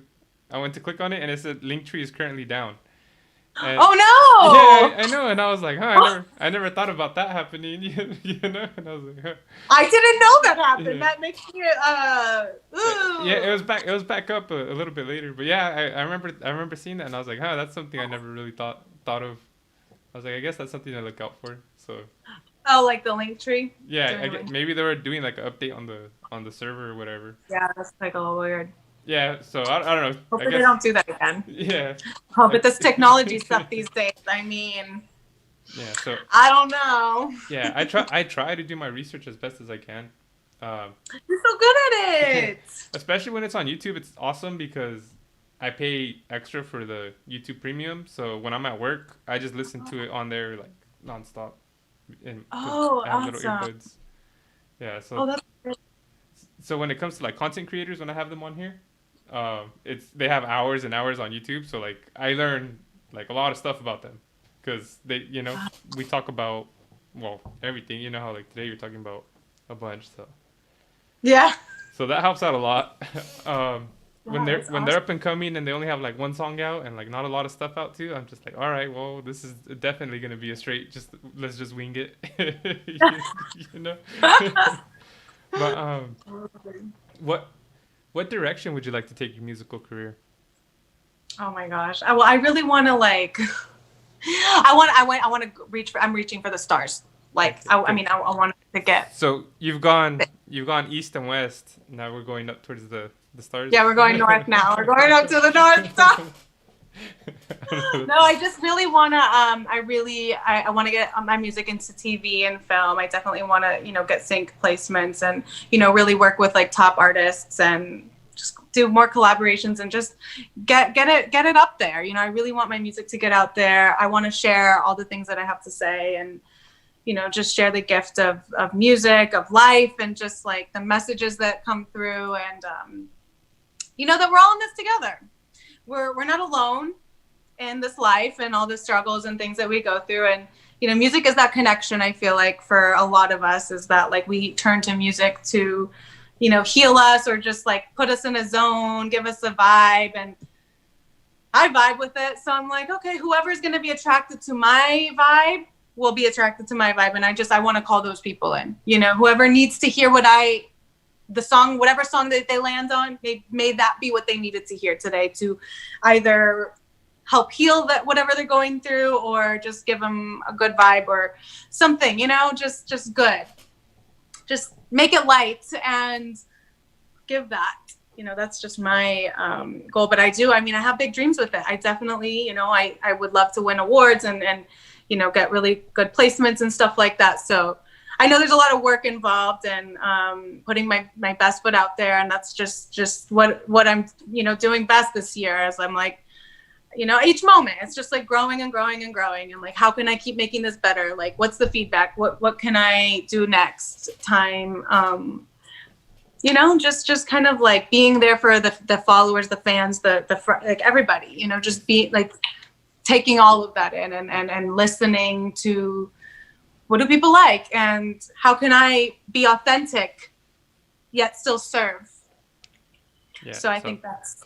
So you're pretty much trying to be involved with as much aspects as you can with your career. Yes, like everything. Literally, this last year, literally everything, right? So that's what we kind of found out. Literally, I mean, yeah. But it's crazy. I mean, I expanded this. So the song "Fight This Fight," I actually wrote a short film to it, like basically around that concept with my filmmaker, and it's just cool. Like, I'm excited for that to come out. That'll be a couple weeks after the song comes out. Like, we're finishing up editing it now, but it's like a film. So it's like a short film, maybe like 10 minutes, 10 minutes. And so my song is going to be like the theme song, and I'm composing the score now. So I'm also looking into getting into that too, because I'm realizing how much fun it is. I'm like, ooh, writing for like a film or like making a score for a movie would be really cool, because I'm getting to do this one. So I'm getting a feel of this. I'm like, there's just so many ways to expand. And that's just one thing, that another thing that's kind of going to add to this song is like, oh, there's going to be a little film about it. It's not like, I'm making a music video with it, but this is like a film with the concept of where the song came from, basically. No, that's so it's like, I think that's awesome too. That'll also help. You know how you said you're doing it like after the song comes out? Yeah, so it'll be out. Once the because when something barely comes out, everyone goes to it. And I guess like maybe if once that heat starts, I don't know, heat. I guess that sounds like a good word for me. Once that heat starts going down a little bit. Yes, I love that word. Then maybe that film will also keep people going back to that song again, just to keep it going. Yes, I hope so. I mean, yeah, who knows? I'm just like, I'm excited for people to see it, because it's just the message that I want to put out. We're all going through it. We've all been really struggling. I mean, it's just happened forever. I mean, it's not even just 2020. I mean, people go through mental health struggles since forever. I mean, I've had so many. Jeez, I mean, I could go there and we could have to have that conversation, but like. It's a whole just like episode, huh? Exactly. It's just like we all go through it, and so I'm excited to put this out because I think we all need it right now. No, I agree. And even if it just helps one person, exactly.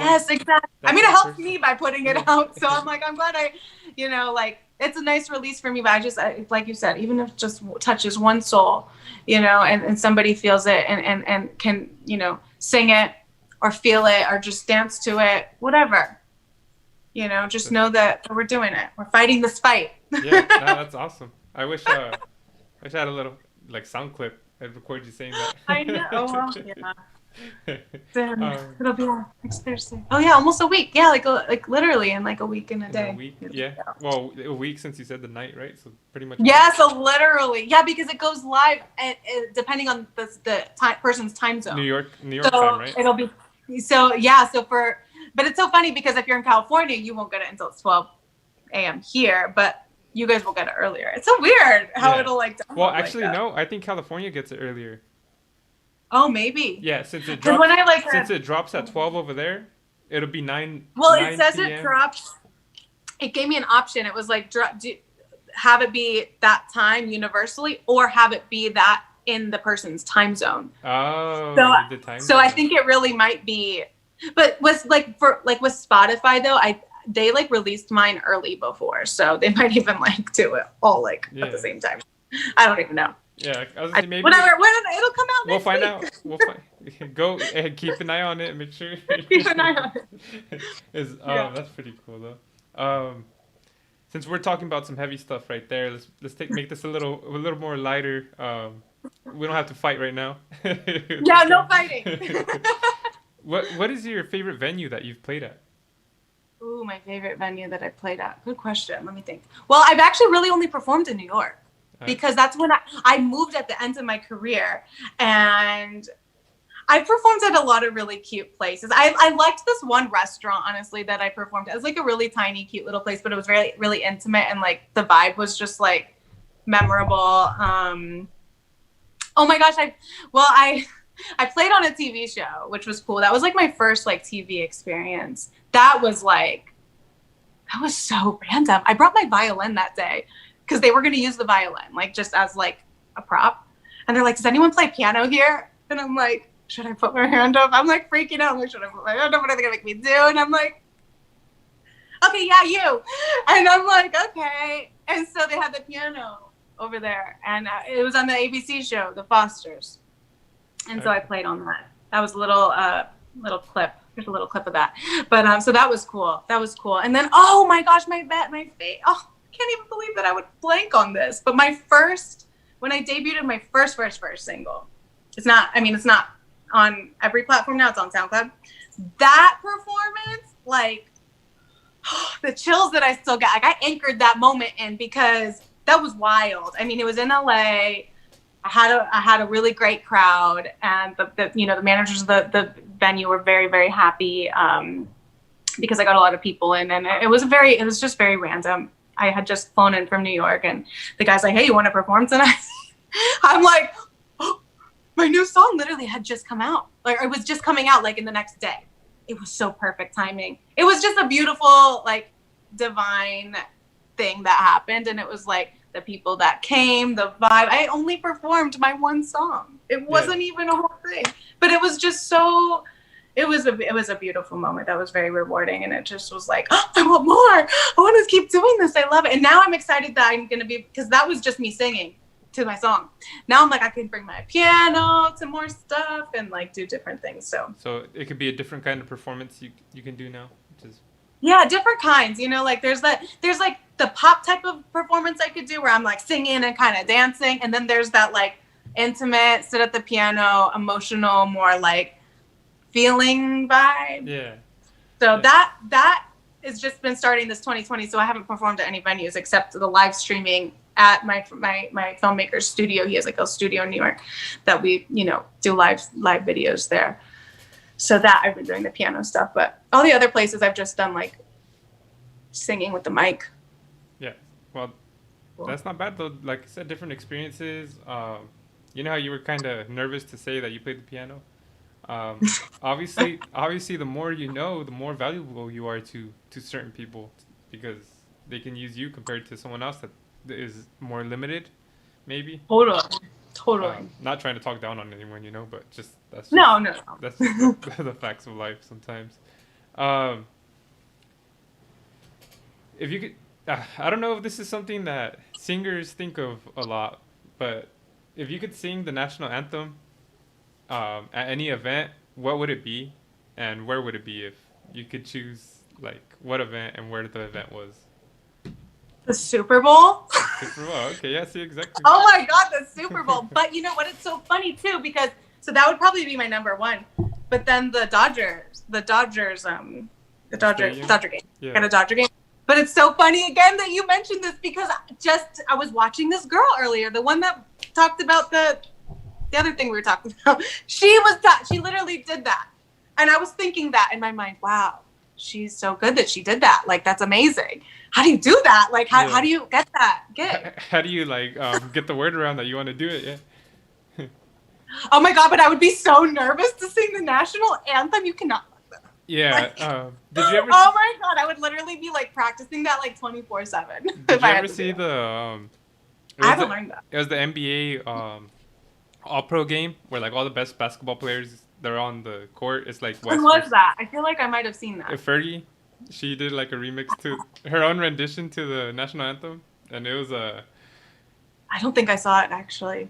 Yeah, maybe if you want to check that out too, you can. But, I will. Like all the basketball players were trying not to laugh, like as they're standing there.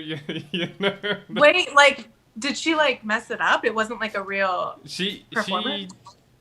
What is it called? The melody? She changed like the melody, and she did like a freestyle remix of it. But of course she could do that because she's Fergie. Or she could try that. Yeah, on that one it didn't come out good. Oh no. Yeah, so like. No, I think I would stick to the original. I would just like do it like my best, you know. Yeah. You don't want to get blackballed off the Super Bowl. Like if you mess up the Super Bowl, they're not gonna let. I don't know. I wouldn't be ready for that now. I'm like, don't ask me to do that for another few years. I can prepare for that one. Yeah, I would definitely check out that Fergie. I will. Because and they show the basketball players on the sidelines, like they're covering their like face, they're like looking Oh away. my god. Because they're just like, what the heck is going on? Wow. Yeah, I don't want to be like mean or anything, but it's just funny, it happens. It happens. It happens. Hey, remember Mariah Carey's the ball drop a few years ago? Don't talk about Mariah Carey. That's my fiance's. I love icon. her. Oh my god. I used to get that like when I was a little girl that people used to always think I looked like Mariah Carey when I was a little girl. It was so funny. I was like, I'll take it. Yeah. I wish I could sing like her. I mean, I don't feel like I sing like her at all, but like, oof. I mean, I'm actually learning her song "Hero" right now. I want to do a cover for it. Oh, okay, cool. Well, I love that song. Crazy coincidence. No, but these artists, we have our times. It's like. Yeah. Well, it's like sometimes like even regular people, you go to work, you're not 100%. I know. Something might happen. It's so much pressure on a performer. It's like, it's one event. Yeah. You better not mess it up, And it's like, oh God. It not only is it one event, but like, hey, all eyes are on you, and it's being recorded, and it's a huge deal. Oh. Everyone can rewatch it. So, but you put yourself up there though, so that's what you. Exactly. That's what you like. Exactly. That's where it's like preparation is required. Okay, so you told me you had a website because I asked you a little summary about yourself. You gave me a detailed one, which was awesome. I love that because it helps me out so much because it helps me think of like better topics to come up with. But you know how you said being live and on the spot, being nervous. That's how I feel a little bit right now. Really? Yeah. This because I'm about to do something I've never done before. So since this is what people see, sorry in advance. Sorry in advance, guys. If there's a little glitch or something, but we're gonna go ahead and review your website. So. Which is great timing because you guys, I literally just been updating it like this last week. Like actually within like over the weekend, I was like working on it. So she dusted it, cleaned it. It looks nice. So let me go ahead and. I hope. Yeah. I mean, hopefully it turns out nice on your screen. Yeah, we'll see what happens right now. Okay. That's like a little side hobby I like to do. I love to like design websites and like. Well, that's just me. Do that. Okay, perfect. So, as you guys can see, there's the website. I'm going to go ahead and put it on the Zoom now. And let's see. Okay. So, as you guys see, obviously that's the picture of you. So, this is the home screen, right? It has your Facebook, Twitter, Instagram, YouTube. It says everything Bria, your email. Can you see my little mouse? Yep, I can see it. Okay. So, you can scroll that too. I think the thing scrolls. It should scroll maybe. Oh, maybe not. No, this is just. Because sometimes the Bria will like go underneath. But and then you have your bio, which bio. It's a couple paragraphs. That's like the long one. Okay. Yeah, I was gonna say, is this gonna expand as your career keeps going on? Yeah, so that's like the like that's what I feel like would be like on a Wikipedia type of thing. So because then I have like when you go to the music tab, that's gonna be my like music bio, where I like that's what the music one is like what I would promote to my music contacts. My biography, that's for like in general, like if you look me up online type of stuff, like my whole like the background of my like life basically is the bio part of so yeah, it's like all the like the little details, like the background, where I grew up, who my brother is, that like stuff. Yeah, no, that's interesting. That way people could see like where your roots. That way they could see. Yeah, like what you would want to know about like any like artist or actor or whatever. So I kind of have a little bit of everything is in there. And that's pretty cool. I like the design of your website. I'll ask you, I guess, after who made it. But all right, let's see what I else. made it. You made it? Oh. Oh yeah. I just use I use Wix. Oh, okay. Wix is a really great. Okay, and then let's see what else is on here. I have a little blog. Yeah. Yeah, a little blog. That one I am gonna be working on a little bit. Okay. So, Yeah, I haven't blogged in a bit, but I'm excited to start blogging a little bit more. I had blogged a little bit before, but I'm gonna start doing that for like my music and just like everything. Now that I have more time, I have a lot more time now. So that's definitely like another thing that I'm gonna be. Okay. Is there any videos you want to talk about or any Not really on the blog, yeah, because I haven't Okay. really uploaded anything. There's like maybe two. Sure. Yeah, like a few. Sorry about putting you on the spot, but this. Oh, is, no, not this at is all. What we're doing. But hey, I'm helping you get this out there too, giving people a personal tour from yourself. I know. So that's my music bio. That's basically what's on all my like my Spotify, SoundCloud. That's on my like professional stuff. That's like my EPK kit. Basically, I can promote that a lot. So there's these shows. When a new show is coming up, is it going to be updated there? Yes, it will be on the top. Hopefully there will be some stuff this year. I mean, I think I could probably start putting up some stuff. I've been like, so I just don't know what's really like going on because I haven't really checked to see if there's like opportunities in that area. I've been doing so much live streaming, so that's been like my performing, I guess, for now. But I think as the year goes on and stuff with COVID settles down, I think there will be a lot more performing venues opportunities. I think there's probably some now. I just haven't looked. I haven't seen anything. Okay. But When let's get your song out first and then go from there, right? exactly, it's like let me get more music. Yeah, exactly. That's where I'm at right now. I'm like I can perform on my little covers and my songs that I have now. I can perform them, and I do that on the live streaming. But yeah, once I get more music out, I want to do like full shows. Okay. And COVID will settle down and all that. Let me see. So what video is that one right there that says? Oh, break another piece. So that video that's shown right there, that's my so the filmmaker, my friend Daniel, he has a studio. So we actually recorded that in his studio, which is a cool one. So that's my live performance of the song that I just put out, Break Another Piece. I probably let me play like a quick 3 seconds of it, but I probably can't play. Sure. I probably can't play much because the whole copyright thing. I don't want this to get taken. Oh, really? Would it do that? I don't know if it would do that. I'm not too sure, but if someone has it with your company or whatever. I own all the rights to it, so Yeah. I don't know. I don't know how it would if pop this up. video gets taken down, I'm gonna have to go talk to you and tell them to let me out of jail. But I'll play a quick intro of it. I don't think it will because it doesn't have a code in it. It's not. It's actually my live performance. Because it says watch on YouTube.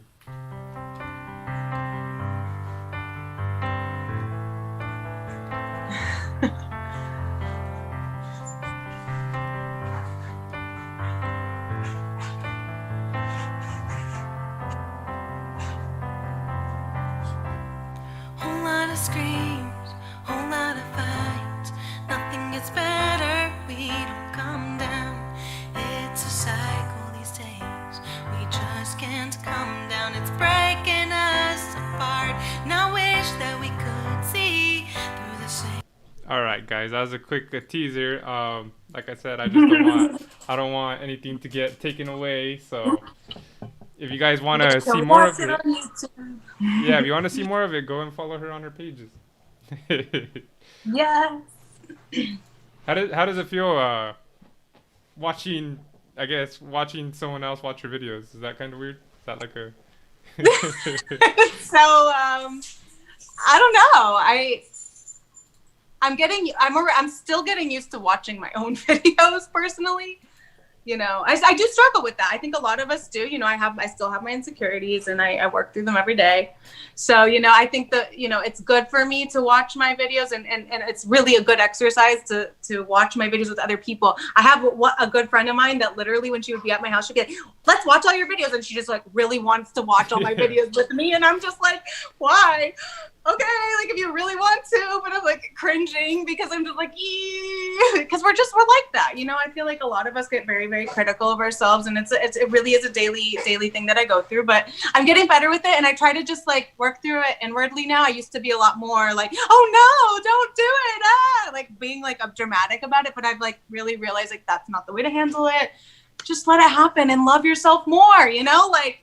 So it's really that. So I'm like, I'm getting used to it. And I'm just learning to like enjoy it and accept it and receive it, receive the love that comes back from it, you know? So I feel like that's the best way to take it, because it's like, we're always gonna put ourselves down. Like, so now pretty much you're like, yeah, go ahead, put it on the big screen, show everyone. No. I'm like a little bit, I mean, I don't think I'm there yet. Okay. Maybe one day. I'm the opposite. Like, I'm the opposite. Like, hey, go play my stuff. Like, go get the views up, and go get that up. It helps me out. Like my music, like, yeah, I feel like that more about my music. But when it comes to like videos and stuff, I'm a little bit more like. Yeah, I was about to say, what if they're like, oh, we can upload this okay, that song that just played. We can upload that video on a projector, like somewhere, and like let's just say some event. And they can have that play, or you could play the piano and sing it there yourself. Which one would you feel more comfortable? Oh, singing it and playing it myself. Yeah, that's 100%. That's crazy. 100%. Yeah. Because I feel like it's so different than you really, because like especially in that moment, you feel that person's energy. You feel like when they're singing and playing, like it's such a different experience than watching it on a screen. Yeah. I know. That's why live shows are just so different. You know, they're really rewarding, and there's just so much fun. That's pretty sick. Eventually, I want to do a live show of this. You know. You should like. Oh, you could have like 2 chairs. Have them like come like a talk show, like a legit. Like. Yeah. Like legit. Like a Jerry Springer. Like a legit show. you're the Jerry show. They already got a Jerry Springer show. Growing up, the JR show. Yeah, growing up, all I heard was Jerry.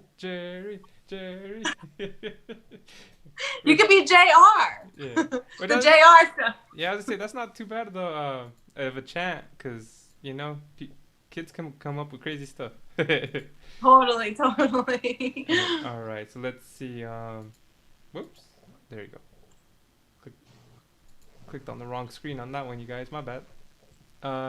Let's see, and then what's this? Credits. So what's this right here? What's stuff? Yeah, some films that I've done, some shows that I've been on. More. That's like my acting stuff. So that's like my acting. This is your acting credentials. Yeah. So I think the IMDb link might be on, or maybe not. Maybe the IMDb link is on the. There's a PDF. There's resume. So yeah, that's like my resume. So like I send that page to like, you know, I'll send that page to like when I'm applying for like acting jobs or like commercial jobs, this and that. So it says film Mia 2019, Signs 2019, As for Jane 2018, Back to Zero 2017. Yep. Which one was your favorite acting position on those, if I guess? Back to Zero, my first one. Oh my gosh, like that was crazy. My first experiences on film were magical. Like I don't know how I got these things, honestly. That was the universe, literally. Like the me playing piano on the Fosters, that was my first ever like on-screen work, and then this was the next thing, Back to Zero, which I didn't even audition for. Do you know how many people auditioned for this role? Like 2,000 people. Yeah. The girl dropped out, and because I knew the director's friend, like that, he was like his brother, they're like, oh, you gotta have Bria. Bria would be perfect for it. And I had never acted in a movie. I never had lines for anything. Nothing. And this was a big budget movie. This was like a big budget feature film that they did. And so he was like, okay, we trust you, to the guy. He was like a very close family friend. And I showed up and I killed it and I nailed it. And it was like, they were like, you've never acted before? And I was like, no.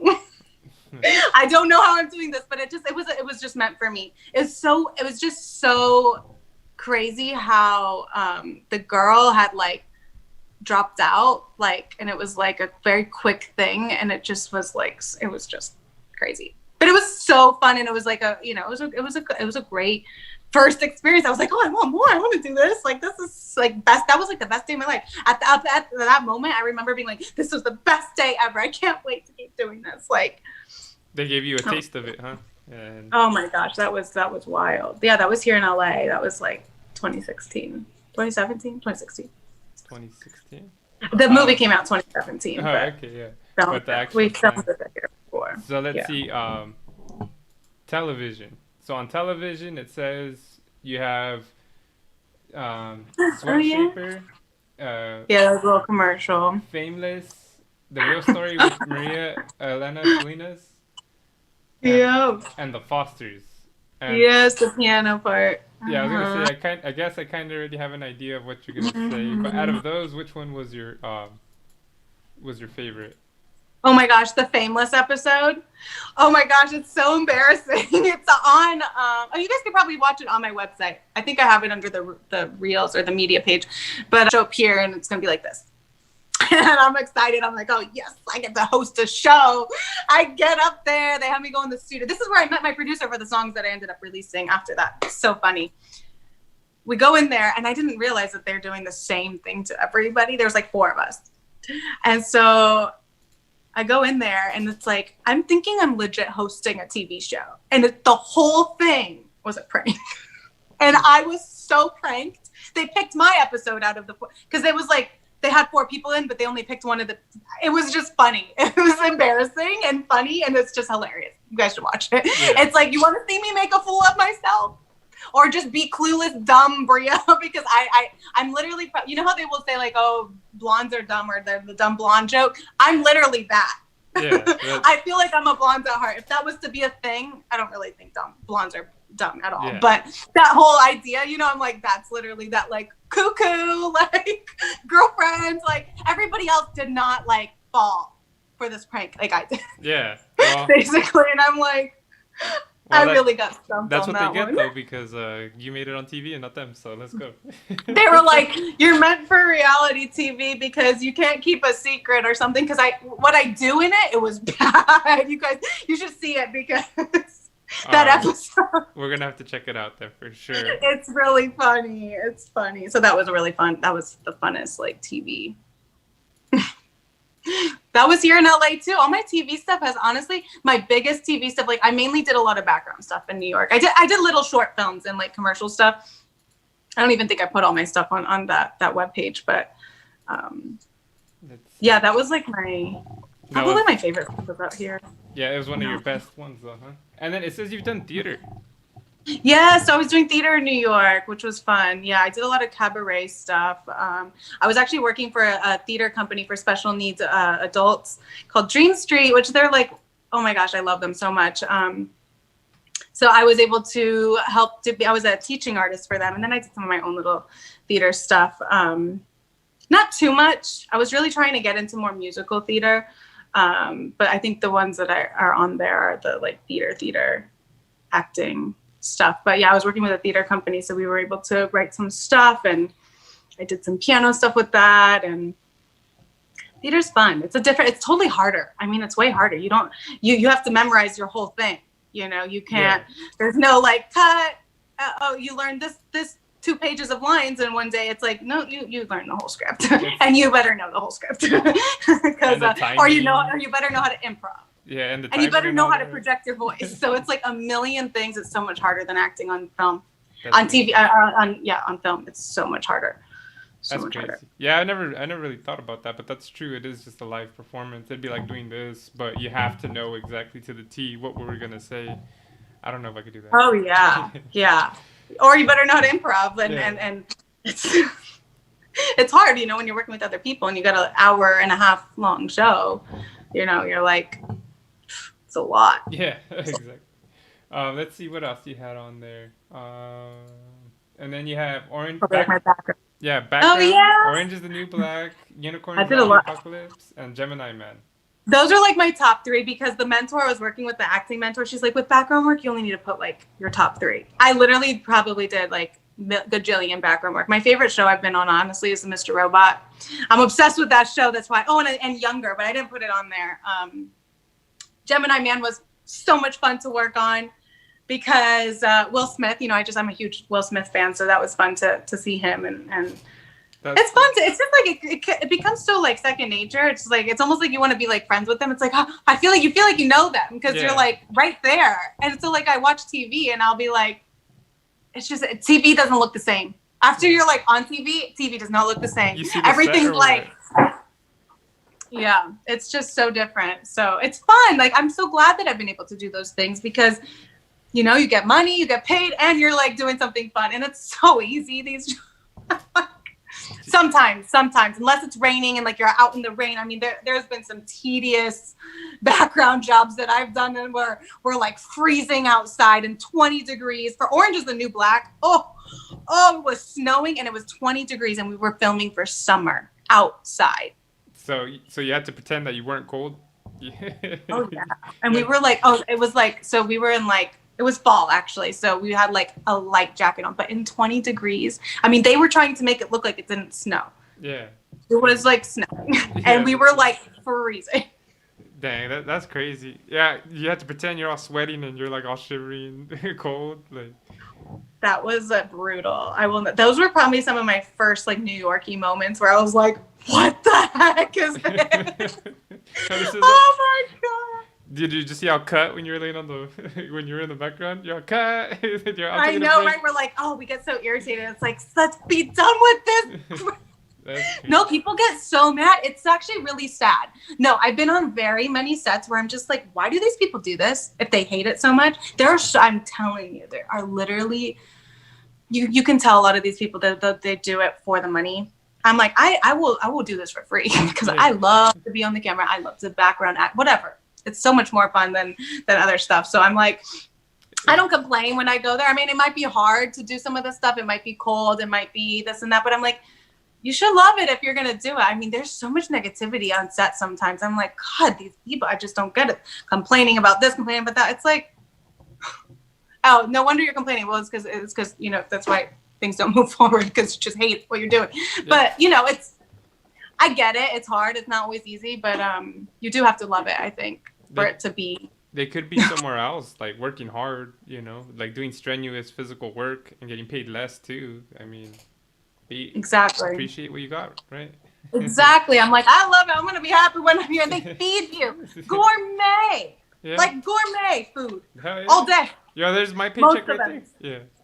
Most of them, not all sets, but some of them. Even just the PB&J, I'd be happy with. Be like, all right, I'll take. Right? Yeah. Oh my gosh, they have the best catering and like the best crafty. Oh my God, like sets are just like so much fun to be on. Like I'm like, you feel like a royalty when you're there. You're like, it's just, I mean, not all the background people are, but you know, for the most part, like everything's really good. It's fun. I'm gonna have to talk with my HR and my managers to get a better gourmet craft here at my set. I know, right? File a complaint. I'd be like, hey, this is how it's supposed to be. Right. We'll see if I can budget that in. Right. And then let's see what else. That's so fun.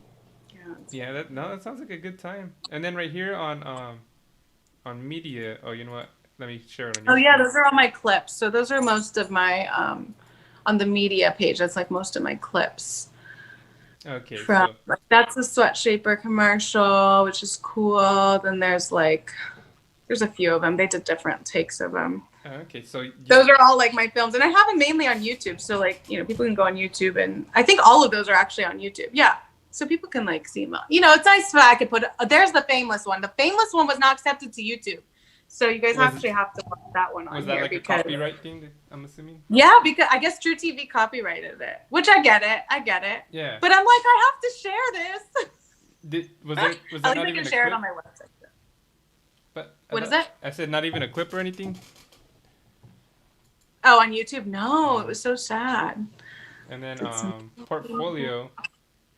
Some photo modeling work that I've done. Which one of these is Like one of your favorites. It's hard. Honestly, I loved doing that magazine, that catalog cover. That was like a really big deal for really me. I felt like that was cool.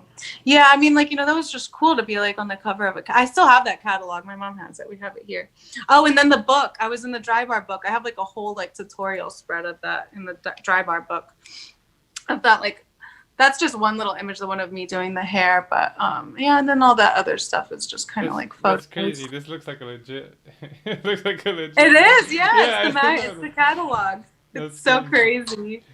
I was like, what? I got this gig? That was so cool. I was like really like wanting something, like that for a while, and it came. I think that's pretty awesome that they gave you the opportunity to do that. And that you not only gave you the opportunity, but you put yourself to have that opportunity.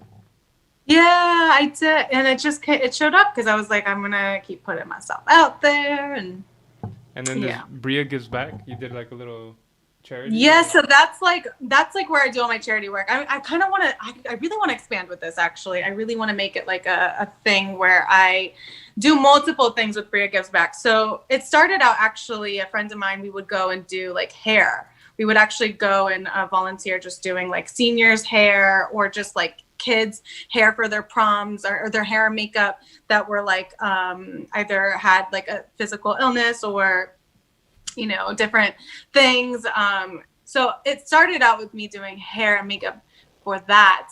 And then I moved to New York and I had so much free time in the beginning because I was looking for a job, and I was like, okay, when I'm not working, I want to be volunteering. And that's where I actually met Dream Street Theater Company. I was first volunteering for them. So then I got involved with New York Cares, and I just started doing a lot of volunteer work, and I love to do that. Like, that's just something that I love. And I feel like that's just, it just takes your minds and your eyes off of yourself, and it just really puts you in a good place to know that you're giving back to the world, and you're giving your time and just your gifts and to people who need it, like whether it's seniors or, disabled kids or, women that are just, with the battered husbands or there's the battered woman shelter. There's just so many things and I'm like, whatever gifts I can have and give back, and whatever time I can, I will do it. So that's that part of the website. So I do look for more, like now I want to do more music stuff. I was like thinking actually in this next future that I will take my piano or maybe just even just a little mic and a thing and just go sing my songs at like different places, for maybe like a homeless shelter, maybe like a senior care center. Just something. When it's able to happen again, because I think right now with that stuff, it's with like, the whole COVID, yeah. I don't know. I have to see, but yeah. No, but baby steps with that too. I'm like, I want to do that again too. Yeah, it's hard because you want to do all this stuff, but at the same time, you can't put too much on your plate because exactly. I did a lot of volunteering, so now I'm kind of like, okay, I gotta now I don't have so much time for that, but I get back when I can in different ways. But you'll find time to do it. Yeah, it comes up, it shows up, and you just know when. And what I didn't notice on your website was your astrology sign. Oh, right. So okay. Yeah, that is the new thing. Well, spirituality is something I've always been into, but one of my best friends, he really got me into all of this stuff about 6 years ago, and it's been taking off, and I've been discovering all my spiritual gifts and learning more about them. I'm really into astrology. I'm into like oracle card readings, tarot card readings. So I live streaming on all the apps and the platforms that I do. I was mixing it up a lot, but I didn't want to be performing music all the time. It got very like tiring. And something that I do every day is pull cards. And I pull cards for my friends all the time. So I'm like, I'm just going to do this live. And so now I've been doing it live, like all the time. And I've been getting people that want to do readings all the time. And we learn about astrology. We do all kinds of things. I'm like, all these things like herbology, crystals, you name it, everything spirituality. I'm just into it. I love it all. And so that's literally I feel like that's gonna be my little side gig that I'm thinking about. I'm like, how do I do this? But then at the same time, I'm like, I gotta focus on the music. So I'm kind of trying to figure out if I'm gonna make maybe a little landing page or something for that, so I can actually start maybe having some more business way of approaching that, because it is kind of becoming that naturally. And I'm like, okay, another thing that but it can help me, and it is fulfilling. I am learning to read the Akashic records right now, so I am going to be offering that very soon, because I will get certified with that, and that'll be really cool. But I don't know if I'm going to put that stuff on that site. I don't know. That's what I'm not sure about. I'm like, I just don't know where to, like. You'll figure it out. But I'll figure it out. You can use all the experience, that you gain now doing it for free, Yeah, exactly. That's what I feel like. Right now it's just like more fun, and I'm just like, I love helping people. That's my way of helping people right now. I'm just like, how can I help you? Maybe I'll have like a coaching program. I was thinking about that. A lot of people keep telling me like, you should do coaching and like, pull cards and do this and that. I'm like, oh, I want to do that too. I want to do it all. But like, right now it's just been like, okay, I go live and I can do that. And that's kind of what I have time for right now. The comfort of your home too, right? Like exactly. I just, on like on a Zoom, on FaceTime, on, Instagram chat, I've done readings on Instagram video, like just one-on-one with people, and it works out perfectly fine. So I'm like, and I have a lot of like mentor type coaches that I follow on Instagram that are, they have their whole online businesses on Instagram. So I'm like, maybe that's coming up. I don't know. The sky's the limit, but I'm like, moment to moment, I know where I'll be called. And right now it's really just the music and doing this for fun when I can, and whoever needs it, I'm here for it. Yeah. So enjoy it now that you can, guys. That it's free. I know, right? No, literally, because I'm like, eventually, I it's gonna be like just a little hobby. Yeah. Like a hidden talent. Yeah, a little side job. Exactly. I don't mean to put you on blast, but did you happen to watch that episode I sent you with Andy, the astrologist? I didn't get a chance to watch it. No. I know. Terrible. All right, the show's over, you guys. I hope No, well, the only. No, I'm sorry. I it's been a crazy. No, it's fine. It's fine. No, I was literally gonna watch it before. I was like, I'm gonna watch the video today. I just haven't come to chance to. It's okay. Busy lives. I don't expect anyone on here to watch anything I make. The only reason I asked was because he's an astrologist, right? He has a business in Vegas. He makes about $150 the hour doing it. So. Yeah, no, it's really good money, and like my like one of my best friends here, he was like, because he has really, he works in Malibu. He's a hairstylist. It's a money pit in Malibu. I'm not gonna lie. So I was like, okay, so for these Akashic record readings, they're very expensive actually. If you go look for like online for these people, it could get up to $1,000. I had a hypnotherapy session that was like, I paid probably over $1,000 for that, and it was worth every penny. Like I don't regret that for 2 seconds, because my life literally changed after that. Yeah. So, and Akashic Records is just like that. So this readings, I was like, I don't know what to charge. I'm like nervous to charge. He's like, well, you're gonna start at $200.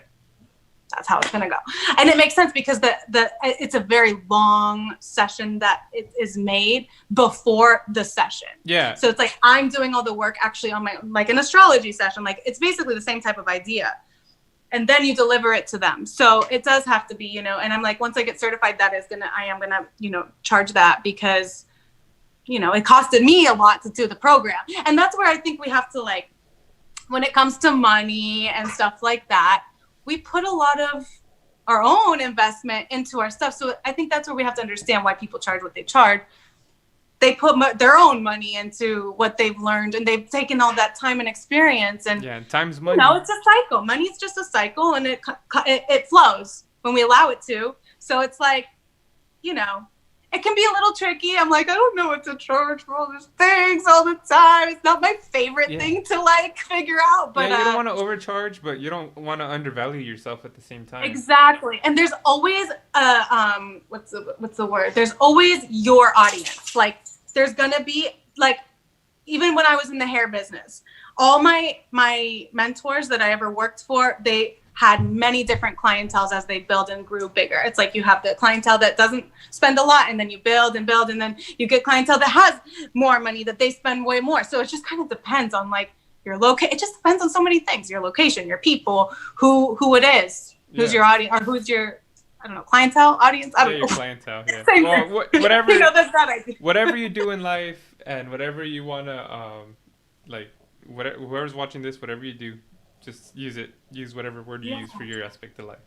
Exactly, Yeah. exactly. And we just build, you know, and I think we just flow with it intuitively, and whatever feels right, you know, that's what At you know the is same time important. too, if let's just say you're barely breaking into something, be like, all right, not that the market is saturated, but like, okay, this guy is charging 150. I'm just like Andy. He's charging Yeah, 150. I'm new. I'm still learning. I'm starting. I'll charge 100 the hour.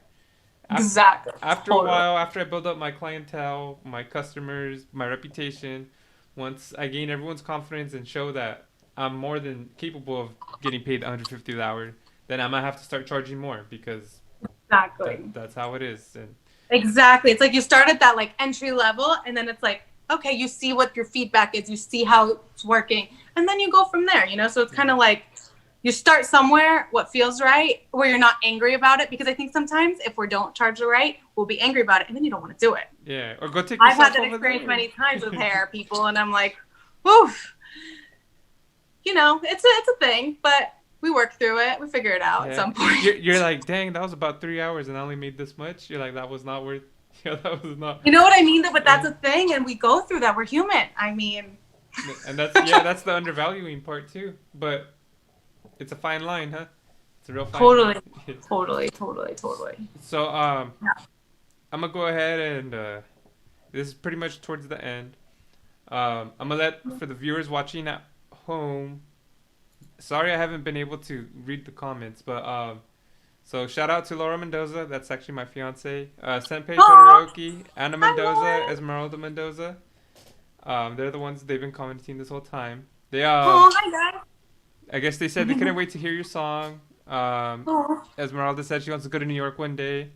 oh, Anna says she loves the aesthetic of your page. oh. And then Laura says you have an amazing voice, so talented. Thank you. And so That's for the so people, sweet. so yeah, sorry about that. It's just great. You know, we're into this We're episode. flowing. So, We're sometimes, flowing. yeah, sometimes I can talk back and forth with people and you know keep this going. Sometimes I can't. It's whatever way the episode flows. But we're gonna go into the live question segment. We're gonna take a quick 45-second break. Go ahead and think about any question you want to ask her. Make it count because not every day you're gonna be able to talk to Bria one-on-one. So make it count. She also has the right not to answer any questions. So, you know, take that with what it is. So let's take a quick 45-second break, and then we'll be back. Sounds good. 1, 2, 2, 2, 2. Public service announcement for all the people out there listening to this funky ass back album. Check it out.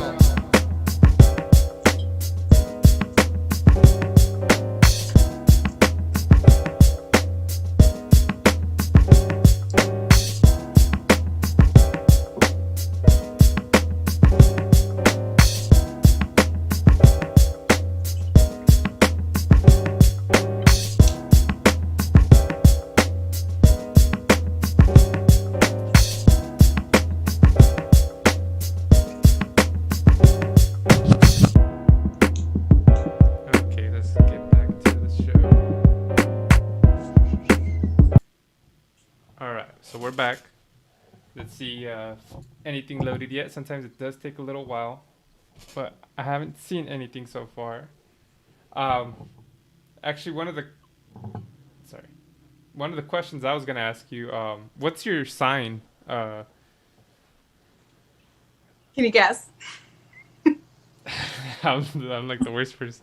Okay, hold on. Before Do you know the signs? Do you know the astrology signs? hold on. So for the people that are watching at home, can you guys guess what sign she is? What are her 3 signs are? I don't talk. I feel like I don't share that too much. Like maybe like here and there I share it, but like probably when I'm live I talk about it a little bit. But So I haven't got the spot today. And so my fiance Laura Mendoza is asking, what inspires you to keep going after your dreams? Aww. so many things. I think just life experience, honestly, is what really keeps me going, like inspiring me, and like other people's life experience, things they go through, how they feel about it. Just like feelings, honestly, like things that I go through, and just by talking to other people, and that's just what keeps and it keeps me motivating to all the feedback that I get from my friends and, you know, my fans and people. Like, it keeps me going. It keeps me inspired to like to keep it going. But I think also too, just the music period, like just like sitting at the piano, like feeling those vibrations, like that's inspiring, you know, to. And then when I'm doing it, it's like every time I perform something or I put something out, it just feels so rewarding. And it just keeps me like in that vibration of like, I want to keep giving more of me because it just feels good. Okay, and then, I mean, I think that's a good enough answer. And then remember, guys, guess her 3 signs. Oh yeah, 3 signs. I haven't seen anything yet. Go ahead and guess her 3 signs. Esmeralda Mendoza asked, what are your plans for 2021? Oh, so many plans. So many plans. Well, I definitely want to put out the EP, and then hopefully by the end of the year, I want to put out a full album. And I really want to expand my team this year. This is the year that I really want like professional work in the music business. Like, I've done a lot of creating, and now it's like, okay, put out and receive. Like, receive more opportunities, put out for opportunities, you know, write for, you know, get stuff in film, just keep writing. I really just want to keep writing and working with artists, really good artists, like really big artists. I would love to do that, and lots of music, make videos, content, YouTube. Just do a all bunch that. of everything. Just do a lot of stuff. I mean, that's like just the music part of it. Then there's like a bunch of other goals, you know, like, but yeah, it's good. Okay, Yeah. and then let's see if there's any other more questions. I don't see any more as of now. Yeah, we've been chatting for a while. Yeah, I was gonna say. We've been going. We probably answered all the questions people. Yeah, I was gonna say. When she asked, "What are you gonna do for 2021?" I was like, "Haven't you been listening, Nesmi?" They're probably like, everyone's probably like, I have no questions. They covered it all. This question I always ask stumps everyone. It's pretty funny. Do you have a question for me? Oh, I mean, I have like a lot of questions for you. I could interview you too. Maybe I'll have a show and I'll interview you. Yeah, for sure. No, but like, no, I would love to know, like, you know, like what got you inspired into doing what you're doing, and like what your goals are with it, and like all that. So it's kind of funny because when I first started this, I didn't really expect. Okay, so I first started streaming video games. Oh yeah, cool. That's before I named it Top 3 Entertainment. It was Top 3 Gaming. Cool. And I was just like, all right, let me do video games. And I was like, how am I gonna get people to come to my channel? I was like, well, I guess I could do another podcast so I can get more content on here. And then after I was like, okay, I'm gonna start another podcast. I was like, what do I want to do that not only will get people coming to my channel, but will actually make me happy, that, you know, that'll give me something to look forward to. And so I was like, I'll make a podcast. And then I was like, well, what am I gonna make? I'll make the podcast about. I'll talk to other people about their jobs. I hate my job, so let me talk to people and see what jobs I think are cool, or just, you know, in general. And so that's how the whole concept of this came. I was like, all right, well, I'll call it the Why Not Me podcast, so people like me can I love that. Yeah, they can see that there's so many different things in this world that they can do. Maybe they can't be a singer. Maybe they can be a producer if by watching this. Maybe they can't be any of that, but another episode they watch, maybe they can do that, or they have interest in that, you know? It just just so many different things. And so that's why Not Me is pretty much for the people watching. They're telling themselves, why not me? Why can't I do it? I try to fill the role of the person watching, of the average person watching. It's funny because I called my first episode, technically it was my first episode. I called it the pilot. It's called Why Not Me Podcast Pilot, because Love it. you know how TVs are called. Yeah, right? I love that. Yeah. So it's just me sitting there on a chair. Actually, I started in the corner of my kitchen. I didn't even have right now. This is my new office. Nice. I was in the corner of my kitchen behind my fridge. I had my headset with a little mic on it. I eventually upgraded, and I was just sitting there like, all right, well, this is the premise of what I want to do, you guys, and like the first half of it was kind of like me like trying to figure out what the heck I'm doing, and then the second half I just got on a roll. I was like, all right, like this is.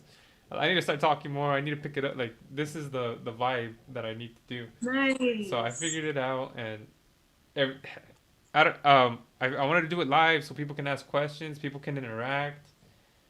So it's made its own. It's formed into what it is now, and I started in July. Nice. So I'm still. You've done a lot. You've done a lot. Yeah. Since July. Yeah. You're growing. You're growing. You're doing it. You've interviewed a lot of people. Yeah. Once a week. Yeah, that's awesome. Probably Like you're consistent. Yeah, I try to be. It's pretty hard. That's like that's how it grows though. Like the consistency, I feel like. And I think I forgot how much average hours or how many hours watched I've had, but my goal is just one subscriber per episode. I mean, it's not. Oh, that's good. It's not like I'm not putting a crazy goal. Yeah, just something like something. So you'll feel good. Just progress, at least one more person per episode. Yeah. I think I've probably doubled. Awesome. I was at 113 subscribers, I think, yesterday. I don't know how many episodes I have exactly, but so it's more than my goal, but I'm still not gonna set it back in case people leave. They come back and forth. But yeah, so that's and then after I started doing this, I was like, well, this is gonna take over my channel because I'm gonna focus more of my energy doing this. So yeah. So it's funny how this wasn't really the main intention, but that's what it ended up being because this is what I like doing. Are you still gonna do Are you still doing the video gaming? I do the video gaming every once in a while. I think I don't have time to play as much as I wanted to. Mm-hmm. So what I'm gonna do for now is I'm gonna put clips just of like highlights of me playing the video game of that month, the January highlights, and then just make that a video. Just more. Oh, that's a great idea. Yeah, just more content, because. Just stuff. And so I changed the name from Top 3 Gaming to Top 3 Entertainment. So it's more than gaming; it's just everything that falls in that. When I do game it, it'll be the Top 3 Gaming. I do. Yeah. I'm gonna branch off to like tech reviews. So top 3 tech, just have that. So you're into tech? Are you like a tech guy? Kinda. I can be a nerd at times. I can party at times. It's just yeah, kind of like all of that. Yeah. What do you do? What do you do for work? What you said you hate your job? Yeah. And you don't have to tell me if you don't want to. Fine. I work at the post office. I have a unit. Really? Yeah. That's so interesting. My mom worked at the post office for literally like so many years. Yeah, It was a really great job though. Yeah. Yeah, that's why it's terrible. It's like a really great job. That's why I can't leave it because it's so good. You're like, I have a great job. Yeah. Well, that's good. You got. But see, that's what I think it is. It's like we can have that job that we're like, we make our money, pay our bills, and then you put your other time. I know it's hard with the time, but the fact that you're doing it still and you're staying consistent with it, like, poof, with a full-time job, like at the post office, dude, that's a tedious job. Yeah, it's insane. And like, good for you that you're still like, doing this. That's a lot of work. Yeah. I mean, yeah, it's insane. It really is. So props to you. Good for you. That's awesome. And then me moving here from California to Washington, the new position I got, they changed my schedule insane. I actually go to work tonight at 1 o'clock. My new schedule, I start at 1 in the morning. Oh, you have the early, like the midnight with the graveyard? Is that what they call it, the graveyard? Yeah, the graveyard or I don't know, switch. I don't know what the heck it is. It's whack. But I took it because I was like, I gotta get out of California, go to Washington so I can buy a house. So. Nice. Are you guys gonna live in Washington? Yeah, that's where I'm at now.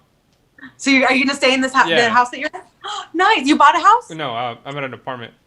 Okay, got it. So the goal is the house. The goal is the house. Do the house now. Got it. So. Amazing. Oh well, it's coming. It's already yours. Yeah.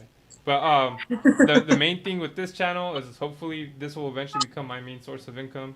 I gotta find a way to monetize it, but in time. And Yes, then, no, it's coming. It's happening. It's just and keep then doing it. You know, I think that's the key. I Just haven't keep doing it. Don't I ever haven't give said up. this online yet, but well, and then eventually, you know, how I told you I want to do the like a live podcast, like the live show. I want to do a nationwide tour. So I have like little milestones I eventually want to hit. You're gonna do it. We're gonna Yeah. do them all. All And these then, little dreams, right? Yeah, so I in Vegas I already got a spot I can do it in because someone that owns the Classic Jewel, Ryan Brown, she said I could always do it there live at her bar. Oh wow. Yeah, so that's awesome. So that's in Vegas too. So I was like, all right, I can go to LA, go to Vegas, probably Make Texas. a little tour. Yeah, probably Yeah, Texas. I gotta find someone in Texas. I gotta. I love it. Oh, that's such a great idea. Oh, that's inspiring me to do a little tour. I'm like, who do I know? Where do I know that? Exactly. That's a great way to start doing a tour, though. Like, And- that's such a good idea. Yeah, I need a crew so that way they can drive like Exactly. the equipment, and then I'll just fly. An 'cause I'm tired. assistant, a few other people on Yeah. board. And actually, I got a new crew member to the Top 3 Entertainment. Really? Yeah, he's my cousin. He lives here in Washington. I had him Oh, that's awesome. film a video, which I'm still editing. With all the other stuff, the good thing about that is I have no time frame whatsoever. I'll work on that when I want, and then when it comes out, it just comes out. That's good. So Yes. Yes. and then, That's kind of how I do the music too. I feel like I'm like, I have to make my own deadlines. Yeah. Because you know, at some point it's like, oh, but that's great. That's awesome. I love it. So yeah, there's Mhm. that. It's funny though how, you know, sometimes you don't see things going, or you see things a different way, and then you just pivot and branch off. So I don't know. Totally. That was Totally. I didn't think you were gonna ask me a question. Usually it takes people a little while. Well, I mean, I had thought about that in the beginning. I was like, oh, I wonder what you like do on the, you know, what else you do, and And then how this came about. I want to make merchandise. You know, make some t-shirts. Say why not me. You haven't seen the logo because you've been on Zoom, but it's like a little comment and it says why not me. So we'll see. Podcast. Love it. I love it. No, you have a great channel. No, I subscribed to it. I shared it. I hope that you did that. People will subscribe from my sharing. Yeah, I hope so too. And I hope they watch this episode especially because. Yeah. Oh, I mean, I'll share. Yeah, I'll share it. And I wonder Oh. if there's a way I could share it like on a post. Maybe I could just screen record like a clip of it, like a really good clip of it, and I'll just like, Yeah, you know. you can. There's a link you can copy too and paste it. Sometimes I do that. I'll just do like a little clip, screen record a clip, and then put the link under, and then that way they could see. But Oh yeah. But my Totally. fiance said that she guessed you're an Aquarius. Oh really? Nope, not an Aquarius. I do love Aquariuses though. I feel like they're very creative. No, I'm Does it an say Gemini? Aries. Ah, damn. I'm an Aries, but I'm a Gemini moon. So Gemini honestly, moon. I feel like I'm very equal Aries and Gemini. Like sometimes I feel like I'm more Gemini than I am Aries because I'm so in my moon all the time. I'm just like such an inner emotional being that like I tend to, and the moon is like your inner self, like how you are on the inside. So I'm definitely very Gemini, which a Gemini is very all over the place. Yeah. Multitasker, but then I have the Aries part of me that's like independent. I do everything on my own, can be a little bit stubborn. That's that side, but then I have this like going crazy, and I have like two of me, like they're the Geminis are like the twins, so there's like two.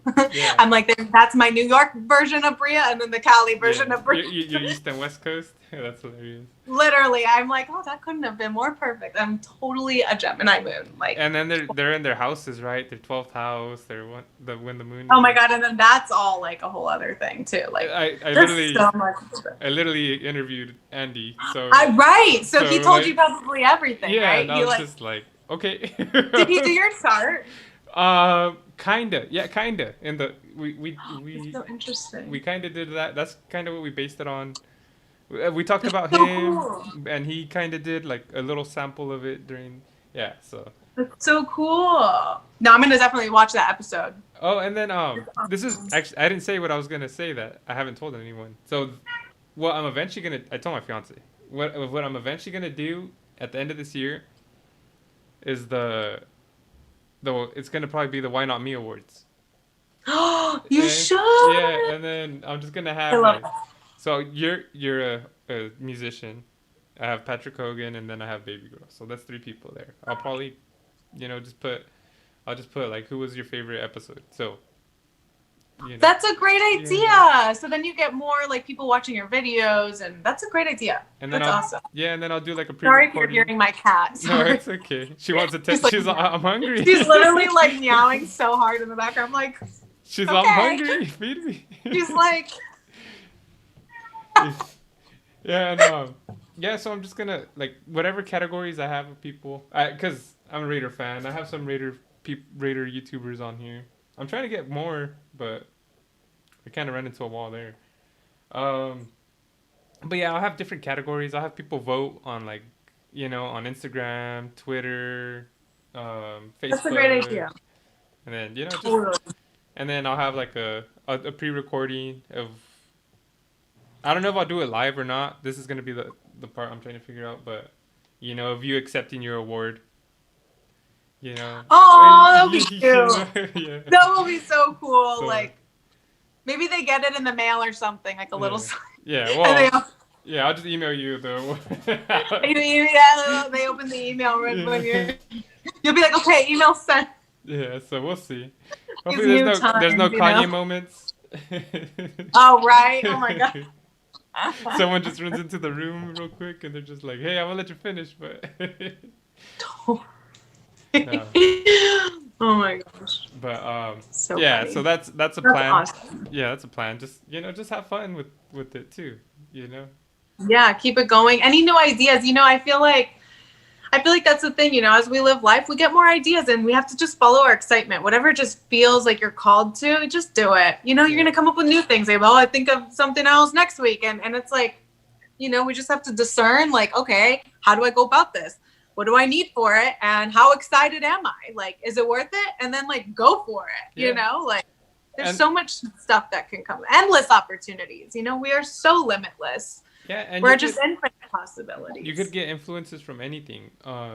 Totally. And you can pick and choose what you like and what you don't like about stuff and just apply that to your life. Exactly. Which is one of my goals with this. I hope people learn something every episode. If not, I learn a lot, so there's that, Totally.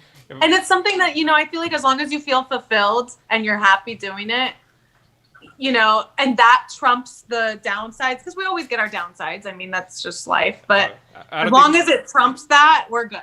I don't think we can use the word Trump no more. It's Oh, I know. So often. But as long as we, as long as the good outweighs the bad, keep doing it.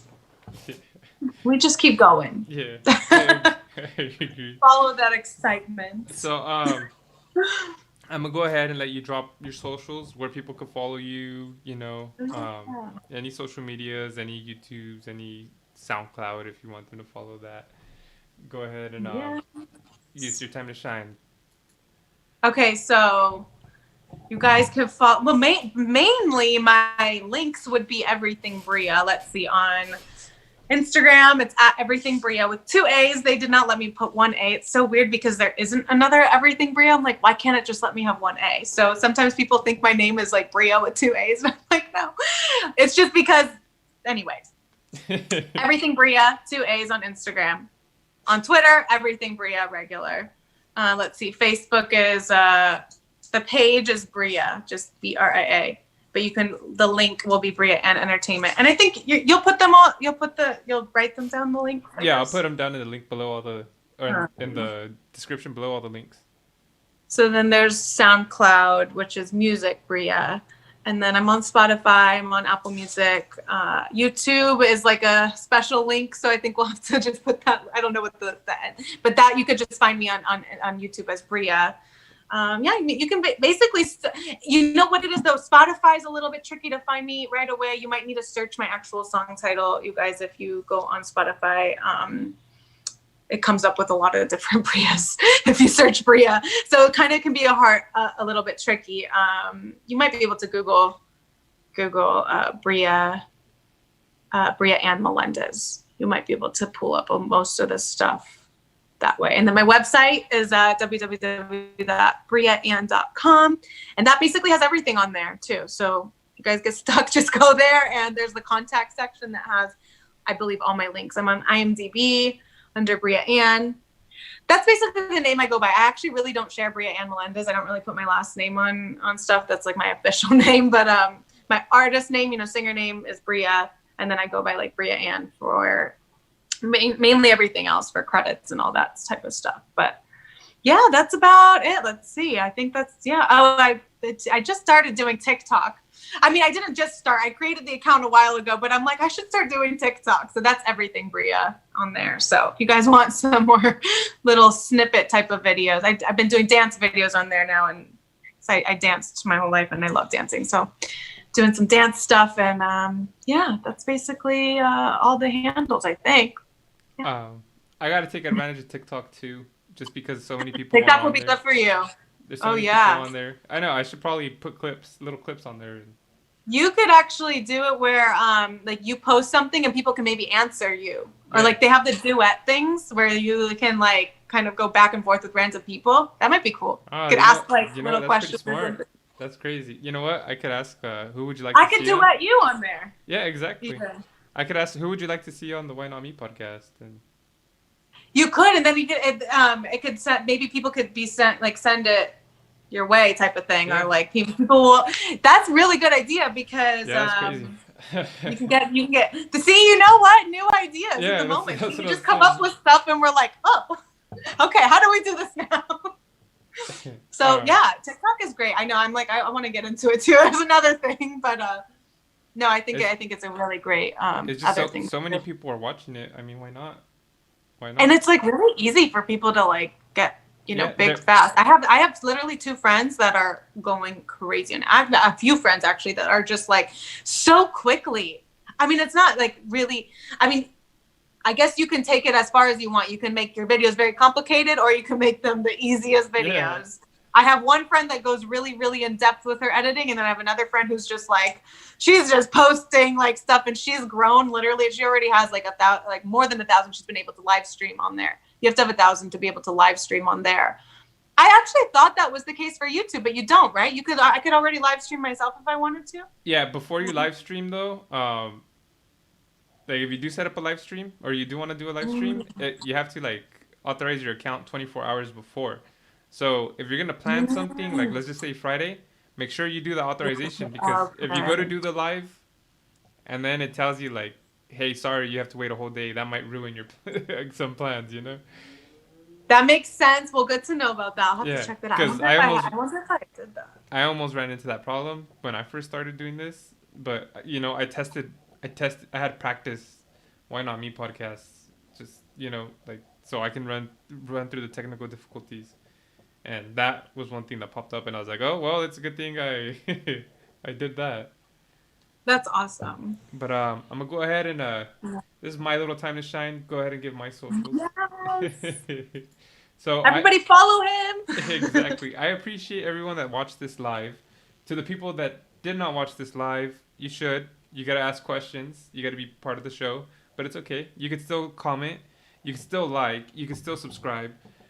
I really appreciate the people that do share this. Bria, she shared it. And the people that don't share it, it'd be greatly appreciated if you do. It helps me out a lot.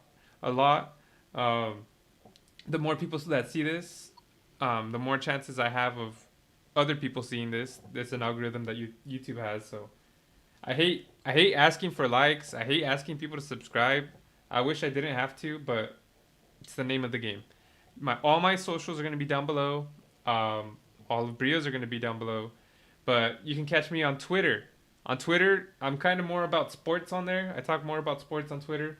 You'll see me just do random talks, random posts, mostly sports. But Instagram, it's mostly about this podcast. Facebook, I guess that's more of my personal one, but I'm not on there too much. But hey, if you're on any of those, feel free to follow me. I do have my other podcast, Top 3 Views with my cousin Matthew. Go ahead and check out that channel. We just talk about weekly news. It goes crazy. Sometimes it can go from talking about peanut butter jelly sandwiches to us making OnlyFans. So Oh my god. yeah, it's crazy. It's just dumb topics, but we have top 3 sports that branched off of that. So make sure to follow that. Make sure to follow Bria, and keep updated, guys. So Bria, Follow him. exactly. Subscribe, like, comment, Yeah. share. Exactly. Yeah. Thank you guys. It's very important. The more people that like it, it shows it to other people. No one likes it, then it Yeah. buries me. True, it does. So yes, like it, hit that thumbs up. And make sure on the 28th to check out Bria's new song, her new single, "Fight the Yay. Fight." Fight this fight. Fight this Yes. fight. See, that's Yes. why she should have It's okay. promoted that. No, it's perfect. Yeah, January 28th, next Thursday. It should be live everywhere. Fight this fight. And then a couple weeks later, stay tuned for the short film and music video to follow. Okay. Well, I can't end on a better note.